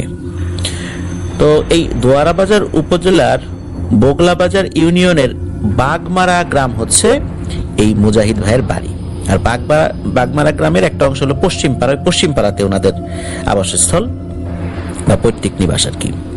তো ঘটনাটি ঘটে ওনার এক মামার সাথে, প্রতিবেশী মামা। সময়কাল 1980 থেকে 85 সাল এরকম হবে, মধ্যবর্তী কোন একটি সময়। ওই সময় ওই মামার বয়স ছিল 23 কি 24 বছর বা এর আশেপাশে। খুব তাগড়া একজন যুবক ছিলেন। গ্রামের মানুষ খুব সাহসী, কৃষিকাজ করতেন এবং খুবই সুঠামদেহী, যেটা এখনো ওনাকে দেখলে বোঝা যায় বলে মুজাহিদ ভাই আমাদেরকে জানিয়েছেন। যারা ব্যায়াম করে 6 প্যাক তৈরি করেন বডিকে, অনেকটা ওই রকম ছিল ন্যাচারালি ওনার বডিটা। তাহলে বুঝতেই পারছেন যে কি পরিমাণ পরিশ্রম উনি করতেন এবং আল্লাহ তাআলা ওনাকে এই জিনিসটা দান করেছিলেন। তো ওনার একদম শেষ, মানে অনেকের হয় না ফ্যামিলিতে যে 6টা ভাইয়ের পরে আর একটা ভাই হয়, বা 5টা ভাই বোনের পর একটা ভাই হয়, মানে শেষ যে হয় আর কি, সে ছোট থাকে, সবার আদরের থাকে। তো ওনার একটা ছোট ভাই ছিল। রাত আনুমানিক 8টা 9টা এই 1980-85 সাল, তার উপর আবার একদম অজপাড়া গাছ, সেখানে 8টা-9টা মানে কিন্তু অনেক রাত, সন্ধ্যার পরে যেখানে মানুষজন ঘুমিয়ে যায়, সেখানে ওই সময় হঠাৎ করে ওনার ছোট ভাই ঘুম থেকে জেগে উঠে বায়না ধরে সে আখ খাবে, মানে যেটা আমাদের ফরিদপুর অঞ্চলে কুসর বলি, তো সে আখ খাবে। এখন আখ এত রাত্রে কোথা থেকে আনবেন? আখ ওনাদের এলাকাতে চাষাবাস হতো, আর ওনাদের এলাকায় একজন ব্যক্তি আছেন, এখনো আছেন, উনি নাম হলো জিয়াউল হক। উনি যে আখগুলো চাষ করতেন, আল্লাহর অশেষ রহমতে ওনার চাষ করা আখগুলো অন্য সবার আখের থেকে নাকি অনেক মিষ্টি, এবং এখনো উনি আখ চাষ করেন, এখনো ওনার আখগুলো ওরকমই মানে গুণাগুণ আল্লাহর রহমতে ধরে আছে আর কি। তো এই মুজাহিদ ভাইয়ের মামার যিনি বাবা, উনি বলেন যে এই মুজাহিদ যা ওই জিয়ার বাড়ি থেকে আখ নিয়ে এত ছোট ভাইয়ের জন্য, এখন কান্নাকাটি করছে এত রাত্রে কি করা যাবে। এখন মুজাহিদ ভাই কি করছেন, ওনার তো লুঙ্গি পরাই ছিল, উপরে একটা শার্ট পরেন আর 3 ব্যাটারির একটা টর্চ লাইট নেন। টর্চ লাইটটা কোমরের পেছনে মানে গুজে রাখেন আর কি। চাঁদের আলো ভালোই ছিল, আর ওই জিয়াউল হকের বাড়ি কিন্তু ওনার বাড়ির একদম কাছাকাছি, মাঝখানে একটা মাঠের মতো আছে, একটা আইল আছে, ওই আইল দিয়ে যেতে হয়, মানে ওখানে ফসল চাষ হয়। কিন্তু এই বাড়ি থেকে ওই বাড়ি দেখা যায় জোরে জোরে কথা বললে একে অন্যের কথা শুনতে পারেন, মানে এমন একটা অবস্থা আর কি। তো উনি বের হয়েছেন, গ্রামের লোকজন বাইরে কোথাও বের হলেই রাতের বেলা টর্চ লাইট নিয়ে বের হন। আর ওই সময় কিন্তু ব্যাটারি চালিত টর্চ লাইট তো খুব প্রয়োজন ছাড়া মানুষ টর্চ লাইট জ্বালাতো না, কারণ ব্যাটারির দামও বেশি, আর ওই দুর্গম এলাকাতে একদম অজপাড়া গাছ, সেখানে ব্যাটারি পাওয়াটাও একটু কঠিন হয়, জন্য প্রয়োজন ছাড়া ওনারা টর্চ লাইট জ্বালাতেন না, মানে ব্যাটারিটা সেভ করার জন্য। তো উনি ব্যাটারিটা কোমরে গুজে রওনা দিয়েছেন ওইদিকে। তো বাসার থেকে বের হয়ে ওই আইল দিয়ে আগাচ্ছেন। ওই আইলের কিন্তু সাইডে কিছু কিছু গাছ হয়ে গিয়েছিল, মানে গাছের ওই পাশে আবার ক্ষেত আর কি, 2 পাশে ক্ষেত আর কি। উনি আগাচ্ছেন, হঠাৎ করে ওনার কানে গানের আওয়াজ ভেসে আসে। উনি দেখতে পান সামনে 7-8 বছর বয়সী একটা ছেলে, হাফ প্যান্ট পরা, খালি গায়ে, অশ্লীল গান গেতে গেতে হেঁটে আসছে, মানে খুবই অশ্লীল তার মানে বাক্য, এমন গান। উনি তো এটা শুনে খুবই অবাক হন যে এই কোন বাড়ির ছেলে রে, এত রাত্রে এই ধরনের বাজে গান গাইতে গাইতে এদিক দিয়ে এগিয়ে আসছে। উনি টর্চ লাইট মারেন নাই, তো উনি ওই ছেলেটাকে দেখার জন্য দাঁড়িয়ে যান, আর দূরে ওই ছেলেটাতে হেঁটে আসছে, সেও এই মামাকে দেখে দাঁড়িয়ে যান। দুজনের মধ্যে ডিস্টেন্স ছিল প্রায় 20-25 হাতের মতো। এখন এই মামা জিজ্ঞেস করছে যে এই স্যাংরা, এই তুই কোন বাড়ির ছেলে, এত রাত্রে তুই এরকম বাজে গান গাইতে গাইতে যাচ্ছিস, তোর সাহস তো কম না, ফাজিল কোথাকার, এইভাবে বকাঝোকা করছে, এই ধরনের শব্দ ইউজ করে। এদিকে কি হয়, ওই ছেলেটা বলে ওঠে, ওই আমার গান আমি গাই, তাহলে তোর কি, তোর বাপের কি? এই কথা শোনার সাথে সাথে মামার মেজাজ গেছে গরম হয়ে, কেননা এতটুকু একটা ছোট ছেলে, সে তাকে তুই তুকারি করছে, তারপর আবার এই ধরনের বাক্য ইউজ করেছে, মেজাজ গরম হওয়াটাই স্বাভাবিক। তো উনি কিন্তু টর্চ লাইট জ্বালান নাই, মানে জ্বালানোর প্রয়োজনও হয় নাই, উনি তো দেখতেই পাচ্ছিলেন সবকিছু। তো উনি এগিয়ে গিয়ে, ওনার মোটামুটি শরীরে তো শক্তি ভালোই ছিল, তারপরও মানে একটা ভালো মানের একটা থাপ্পড় বসিয়ে দেন আর কি ওই ছেলের গালে। ঠাস করে এমন একটা চর মেরেছেন যে ওই চরে কিন্তু যে কোনো বাচ্চা 3 হাত দূরে ছিটকে পড়ার কথা। কিন্তু ওই মামা দেখেন ওই বাচ্চাটা দিব্যি ঠায় দাঁড়িয়ে আছে, আর চর যে মেরেছেন মুখে তো হাড় আছে, চর মারার পরে কিন্তু বোঝা যায় হাড়ের সাথে তো হাতের একটা টাচ হয়, মানে অনুভূত হয় যে মুখের হাড়টা। মামার কাছে মনে হলো যে এটা পুরো একটা নরম মাংসের দলা, মানে উনি যেখানে চর মেরেছেন এটা পুরো দস্তুর একটা মাংসের দলার মতো, ওখানে কোনো হাড় নাই। আর উনি যেহেতু এখন কাছে চলে এসেছেন, উনি খেয়াল করেন যে এই যে বাচ্চা ছেলেটা, এই বাচ্চার চেহারা উনি দেখতে পাচ্ছেন না, তার পুরো বডি দেখা গেল চেহারাটা মনে হচ্ছে একদম নিকষ কালো অন্ধকার হয়ে আছে, কোথায় তার চোখ, কোথায় তার নাক, কোথায় তার মুখ, কিছুই দেখা যাচ্ছে না। তো এই চর খাওয়ার পর হয় কি, ওই যে বাচ্চা ছেলেটা সে আস্তে আস্তে নিজের শরীরটাকে বড় করতে থাকে। তখন মামা বুঝতে পারেন যে অবস্থা তো বেগতিক, এটা তো স্বাভাবিক কিছু না।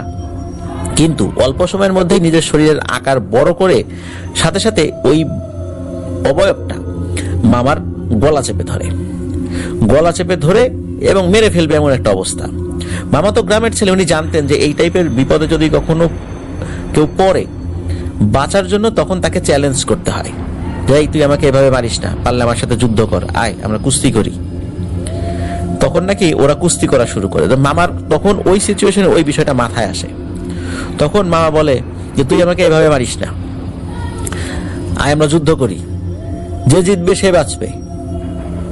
তখন কি হয়, ওই অবয়বটা মামার গলা ছেড়ে দেয় এবং শরীরটা আবার ছোট করে নিয়ে আসতে শুরু করে। ছোট করতে করতে একজন স্বাভাবিক মানুষের যে উচ্চতা 5 ফুট 7-8 ইঞ্চি এইরকম উচ্চতায় চলে আসে। এরপরে মামার উপর ঝাঁপিয়ে পড়ে, শুরু হয় ধস্তাধস্তি। এদিকে ধস্তাধস্তি চলছে, আর মামার কোমর থেকে কিন্তু টর্চ লাইট খুলে পড়ে গেছে। কোথায় পড়ে গেছে উনি বলতে পারেন না। ধস্তাধস্তি চলছে, মামা দোয়া কালাম পড়ছেন, ও কিল ঘুষি মারে, মামাও কিল ঘুষি মারেন, এভাবে চলছে। ওদিকে এই যে মামার যিনি বাবা, উনি চিন্তা করছেন কি ব্যাপার, ও আখ আনতে গেল জিয়াদের বাড়িতে, এতক্ষণ তো লাগার কথা না। আর রাতের বেলা তো কারো খেতে ঢুকে আখ ভাঙা ঠিক হবে না, এটা তো নিয়ম বহির্ভূত। এই জন্য ওদের বাড়িতেই আখ থাকে, এই জন্য ওইখানে আনতে গেছে, কিন্তু এতক্ষণ তো লাগার কথা না, বিপদ আপদ হলো না তো। এই চিন্তা করে মামার বাবা আবার উনি টর্চ লাইট নিয়ে বেরিয়েছেন। উনি ওই পথ দিয়েই যাচ্ছেন, কাউকে দেখেন নাই। পরে ওই যে জিয়াউল হক যিনি, উনিও এই মোজাহিদ ভাইয়ের মামা হন সম্পর্কে। এই জিয়াউল হক মামার বাড়িতে এই মামার বাবা গেছেন, তাকে ডাক দিলেন, উনি উঠলেন, জিজ্ঞেস করলেন যে সে আসছে কিনা, বললেন না তো সে আসে নাই। তখন কিন্তু ওই মামার বাবা খুব চিন্তিত হয়ে পড়লেন। তখন বলেন যে এই জিয়া আয় তো, ও তো আসলো, কোথায় গেল, এতক্ষণ তো লাগার কথা না। তখন ওই জিয়াউল হক মামাও উনি আর একটা টর্চ লাইট নিয়ে বের হয়ে ওই রাস্তা দিয়ে আসেন, আশেপাশে টর্চ লাইট মারতে থাকেন, ক্ষেতের মধ্যে নামেন, টর্চ লাইট মারতে থাকেন, তন্ন করে খোঁজেন, কেউ কিচ্ছু দেখছে না। অথচ ওই মামা কিন্তু ওই অবয়বটার সাথে ওইখানে ধস্তাধস্তি করছে, কিন্তু কোনো চিহ্ন পর্যন্ত সেখানে নেই। এমন একটা মায়াজালের মধ্যে আবদ্ধ করে ফেলেছে মামাকে। এদিকে ধস্তাধস্তি তো চলছে, একটা পর্যায়ে মামা বুঝতে পারেন যে ওনার শরীরের শক্তি শেষ হয়ে আসছে, উনি আর পারবেন না তার সাথে। এখন উনি টর্চ লাইটটা খুঁজতে থাকেন। উনি চিন্তা করেন টর্চ লাইটটা যদি ওই অবয়বটার দিকে সে আলো ফেলতে পারেন টর্চ লাইট দিয়ে, তাহলে হয়তো বা টর্চ লাইটের মাধ্যমে, ওই আলোর মাধ্যমে তাকে মোকাবেলা করা যেতে পারে। উনি ধস্তাধস্তি করছেন, একটা পর্যায়ে ওই অবয়বটাকে ছুটিয়ে দিয়ে আবার টর্চ লাইট খুঁজতে থাকেন। ওই অবয়বটা আবার তার উপর ঝাঁপিয়ে পড়ে, আবার উনি ওটাকে ছাড়িয়ে দিয়ে টর্চ লাইট খুঁজতে থাকেন। এইভাবে চলছে বেশ খানিকক্ষণ। একটা পর্যায়ে উনি টর্চ লাইটটা পেয়ে যান। পাওয়ার পর উনি টর্চ লাইট জ্বালানোর চেষ্টা করছেন, কিন্তু টর্চ লাইট জ্বলছে না। হয়তো বা হাত থেকে পড়ে যাওয়ার কারণে কোনো সমস্যা হয়েছিল, এরকম হতে পারে, বা অন্য কোনো কারণও হতে পারে। তো ওই মামা কি করেন, যখন দেখছেন যে ওই অবয়বটা তার দিকে আবারও এগিয়ে আসছে, ও টর্চ লাইটের সামনের অংশ দিয়ে প্রচন্ড জোরে ওই অবয়বটার মাথায় দেন এক বাড়ি। ওই বাড়ি দেওয়ার সাথে সাথে ওই অবয়বটা দূরে সরে চলে যায়। এরপরে মামা ওনার অনুভব যেটা হচ্ছিল সেটা হলো যে ওনার শরীরে অনেক জায়গায় মারাত্মক ব্যথা, আর কিছু জায়গায় কেটে গিয়েছিল, এবং ওনার প্রচন্ড মাথা ঘুরছে। এভাবে উনি একটা সময় সেন্সলেস হয়ে পড়ে যান। ওদিকে সারা রাত ধরে মামাকে গ্রাম ভরে খুঁজেছে, ওই জায়গা দিয়ে খুঁজেছে, কেউ কোথাও মামাকে খুঁজে পায়নি। তারপর সকালবেলা যখন ফজরের আজানের পর সূর্য উঠছে, চারদিকে কিছুটা আলোকিত হয়েছে, ওই সময় একজন কৃষক কাঁধে লাঙল নিয়ে আর গরু নিয়ে সে মাঠে যাচ্ছিল। তখন ওই রাস্তার পাশে ওই ক্ষেতের মধ্যে মামাকে ওই কৃষক দেখতে পান। অথচ ওই দিক দিয়ে অনেকবার খোঁজা হয়েছে সারা রাত ধরে, কেউ মামাকে দেখতে পায়নি। তো উনি ওইখান থেকেই মামার বাড়িতে মামার বাবার নাম ধরে ডাক দেন, কাছেই তো বাড়ি। বাড়ির লোকজন চলে আসে, এসে দেখে মামার এই অবস্থা। এবং আরেকটা ব্যাপার হলো, মামা যেখানে পড়েছিল সেখান থেকে 10-12 হাত দূরে একটি কাক, স্বাভাবিক আকৃতির থেকে একটু বড় সাইজ একটি কাকও মৃত অবস্থায় পড়েছিল। তো লোকজন মামাকে উদ্ধার করে। উদ্ধার করার পর ওই কাকটিকেও দেখে সন্দেহ করে, এই কাকটিকে উদ্ধার করে নিয়ে আসে। পরে মামার জ্ঞান ফেরানো হয়। জ্ঞান ফেরার পর মামা সবাইকে এই বিষয়টি খুলে বলেন যে এই ঘটনা। তখন সবাই বলে যে তোমার ওই টর্চের যেই আঘাত ওই অবয়বটা পেয়েছে ওতেই ও মারা গেছে। আঘাতটা খুব জোরে ছিল, কারণ মামার শরীরে তো শক্তি কম ছিল না, সেই রকমের জোরে আঘাত দিয়েছিলেন। দেখা গেল টর্চ লাইটের একটা অংশ চ্যাপ্টা হয়ে গেছে, তার মানে কি জোরে উনি আঘাতটা করেছিলেন। আর ওই কাকটাকেও কবর দিয়ে দেয়। এরপরে ওই যে হয় না যে কোনো একটা জিনকে মেরে ফেলার পর তার আত্মীয় স্বজনরা এসে ঝামেলা করে, আছর করে, ভাঙচুর করে, এইরকম কিচ্ছু হয় নাই। মামা এমনিতেই আল্লাহর রহমতে সুস্থ হয়ে যান। এরপরে কেটে যায় অনেকগুলো দিন, বেশ অনেক বছর কেটে গিয়েছে। এই ঘটনার কোনো প্রভাব তার উপর পড়েনি। এরপরে মামার সাথে আর একটা ঘটনা ঘটে। সেটা হলো যে ওনাদের যেই বাগমারা পশ্চিম পাড়া গ্রাম, হ্যাঁ, তো এই গ্রামেই আসলে ওই সময়ে কোনো দোকান ছিল না, নিত্য প্রয়োজনীয় কোনো জিনিস কেনার দোকান ছিল না। ওনাদেরকে প্রায় 1 কিলোমিটার হেঁটে অন্য আর একটা জায়গায় যেতে হতো, সেখান থেকে প্রয়োজনীয় জিনিস কিনে আনতে হতো। তো মামার কিন্তু অভ্যাস ছিল এরকম সন্ধ্যার পরে গিয়ে ওখানে বন্ধু বান্ধবদের সাথে একটু আড্ডা দেয়া। ওনার আবার বিড়ি খাওয়ার অভ্যাস ছিল, আর একসাথে বসে ওনারা লুডু খেলতেন আবার ওই দোকানের কাছে বসে বন্ধু বান্ধবদের সাথে, এটা ওনার অভ্যাস ছিল। তো উনি স্বভাবসুলভ যেই অভ্যাস, এই অভ্যাসটা মনে করে যাচ্ছিলেন সে দোকানের দিকে। তবে যখন যাচ্ছিলেন তখন যে খুব যে বেশি রাত হয়েছে তা কিন্তু না। উনি যাচ্ছেন তখন তো আসলে বাচ্চা কাচ্চারা যে সন্ধ্যার পরে বাইরে থাকবে এটা কল্পনাই করা যেত না, কারণ সন্ধ্যার পরে পরিবারের সদস্যরা অধিকাংশই ঘুমিয়ে পড়তো। উনি যখন যাচ্ছিলেন তখন প্রায় এশার নামাজের সময় হয়ে গেছে বা এশার আজান হয়ে গেছে এমন একটা সময়, কারণ ওই দিন ওনার ওই দোকানে যেতে একটু দেরি হয়ে যায় অন্যান্য কৃষিকাজের ব্যস্ততায় আর কি। তো উনি যাচ্ছিলেন, উনি যাওয়ার পথে একটা ছোট্ট ব্রিজ পড়ে, ছোট্ট একটা ব্রিজ, একটা খালের উপরে ব্রিজ আছে আর কি। তো উনি ওই ব্রিজটার কাছাকাছি গিয়েছেন। তো ব্রিজটার উপর দিকে মানে ঢাল বেয়ে তো উপর দিকে উঠবেন, তারপরে তো আবার সমান্তরাল, তারপর আবার নিচে ঢাল।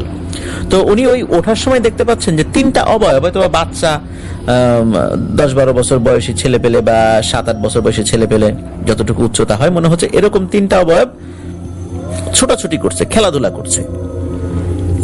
তো উনি চিন্তা করেন কি ব্যাপার, এত রাত্রে এই বাচ্চা কাচ্চা আবার কোত্থেকে আসলো। উনি ওইখান থেকেই বলে ওঠেন যে ওই কেড়ে তোরা, কোন বাড়ির ছেলে পেলে তোরা, এত রাত্রে এখানে কি করিস। ওনার কাছে কিন্তু টর্চ লাইট ছিল, কিন্তু টর্চ লাইট জ্বালাচ্ছিলেন না, ওইটা ওনার কোমরেই ছিল, টর্চ লাইটটা কোমরে গুজে রাখতেন আর কি। তো এই কথা বলার সাথে সাথে ওই অবয়ব 3টি খেলাধুলা এবং দৌড় ঝাঁপ করা থামিয়ে দেয়। তারপরে দেখেন যে ওই অবয়ব 3টা নাই। উনি চিন্তা করলেন কি ব্যাপার, কোথায় গেল এরা, আমাকে দেখে আবার ভয়ে পালালো নাকি। তো উনি ব্রিজের উপর উঠেছেন, যেই না উঠেছেন হঠাৎ করে ওনার মনে হলো কে যেন ওনার ঘাড়ের পেছনে চেপে ধরেছে, এবং চেপে ধরে যেভাবে ঢিল ছড়ে ওইভাবে ওনাকে ছুঁড়ে মেরেছে ওই ব্রিজ থেকে নিচে খালের মধ্যে। ওই সময় কিন্তু বর্ষাকাল ছিল। ওইখানে যখন ছুঁড়ে মেরেছে উনি পানির মধ্যে পড়েছে। পানির মধ্যে পড়ার পর ওনার কাছে মনে হলো কেউ পানির নিচ থেকে একজন ওনাকে টেনে ধরেছে, আর উপর থেকে কেউ ওনার মাথার উপর চাপ দিয়ে দিয়ে ওনাকে পানিতে চুবানোর চেষ্টা করছে। তো ওইখানে ধস্তাধস্তি হচ্ছে। এই যে খালটা, এই খালটা আবার বাৎসরিক চুক্তিতে কিছু জেলেরা লিজ নিত, যে ওই বছরে ওই খালের ওই জায়গাটুকুর মধ্যে তারা মাছ ধরবে, যত মাছ পাবে সব তাদের। এর বিনিময়ে ওই খালের ওই অংশের যে মালিক তাকে একটা টাকা দিতে হতো, যেটা এখনো বাংলাদেশের বিভিন্ন জায়গায় আছে। তো ওইখানে ওই কিছু জেলেরা মাছ ধরার জন্য এসেছিল, তারা মাছ ধরছিল এবং তারা থাকার জন্য একটা তাঁবুর মতো ঘর বানাতো, পলিথিন টলিথিন বা তেরপল দিয়ে এগুলা দিয়ে ঘর বানাতো আর কি। তো ওই ঘরের মধ্যে একজন লোক ছিল, উনি এরকম শব্দ শুনে মনে করছে বড় কোনো মাছ, তো ট্যাটা নিয়ে বের হয়েছে যে মাছ এটাকে মারবো, কারণ ওই জায়গাতে তো উনি জাল পাতেন নাই। তো উনি দেখেন যে একটা মানুষের মতো অবয়বকে কিছু একটা চুবানোর চেষ্টা করছে।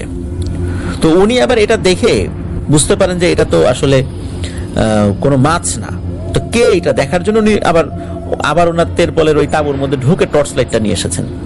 টর্চ লাইট নিয়ে উনি যখন টর্চ লাইটের আলো ফেলেছেন সেখানে সেখানে ওই অবয়বটাকে আর দেখেন নাই, খালি দেখেন এই মামা সেখানে পানির মধ্যে হাবুডুবু খাচ্ছে। যে মামাকে আবার চিনতেন, ওই জেলেও তাকে মামা বলে সম্বোধন করতেন। বলে উঠলেন, এ মামা তুমি এখানে কি করো? তখন মামা আবার বলে ওঠেন যে ভাই আগে আমার একটু বাঁচা, উদ্ধার করো, তারপরে বলছি সবকিছু। তখন উনি ওইখানে গিয়ে মামাকে উদ্ধার করেন। উদ্ধার করার পর এই সব ঘটনা খুলে বলেন যে এই ঘটনা। তো এরপরে মামা কিছুটা অসুস্থ ছিলেন, তারপর আল্লাহর রহমতে সুস্থ হয়ে যান। এই যে দুটা ঘটনা ওনার সাথে ঘটলো, এটার কারণে কিন্তু উনি কোনো ঝাড়ফুঁক করার নাই কোথা থেকে, বা কোনো হুজুরের কাছেও যান নাই, কোনো কবিরাজের কাছেও যান নাই। আর এইটার প্রভাবে যে ওনার মারাত্মক কোনো ক্ষতি হবে এমনটাও হয় নাই। তো এই মামা এখনো জীবিত আছেন। জিয়াউল হক মামা, যার বাড়িতে আখ নিতে গিয়ে ওই প্রথম ঘটনাটি ঘটেছিল, তিনিও জীবিত আছেন। মামা এখনো অনেক শক্ত সামর্থ্য আর কি, আল্লাহর রহমতে উনি এখনো অনেক ভালো সুস্থ আছেন। শক্তি তো আর আগের মতো নাই, বয়সের কারণে শক্তি অনেক কমে গেছে। তো শুভকামনা রইল এই মামার জন্য।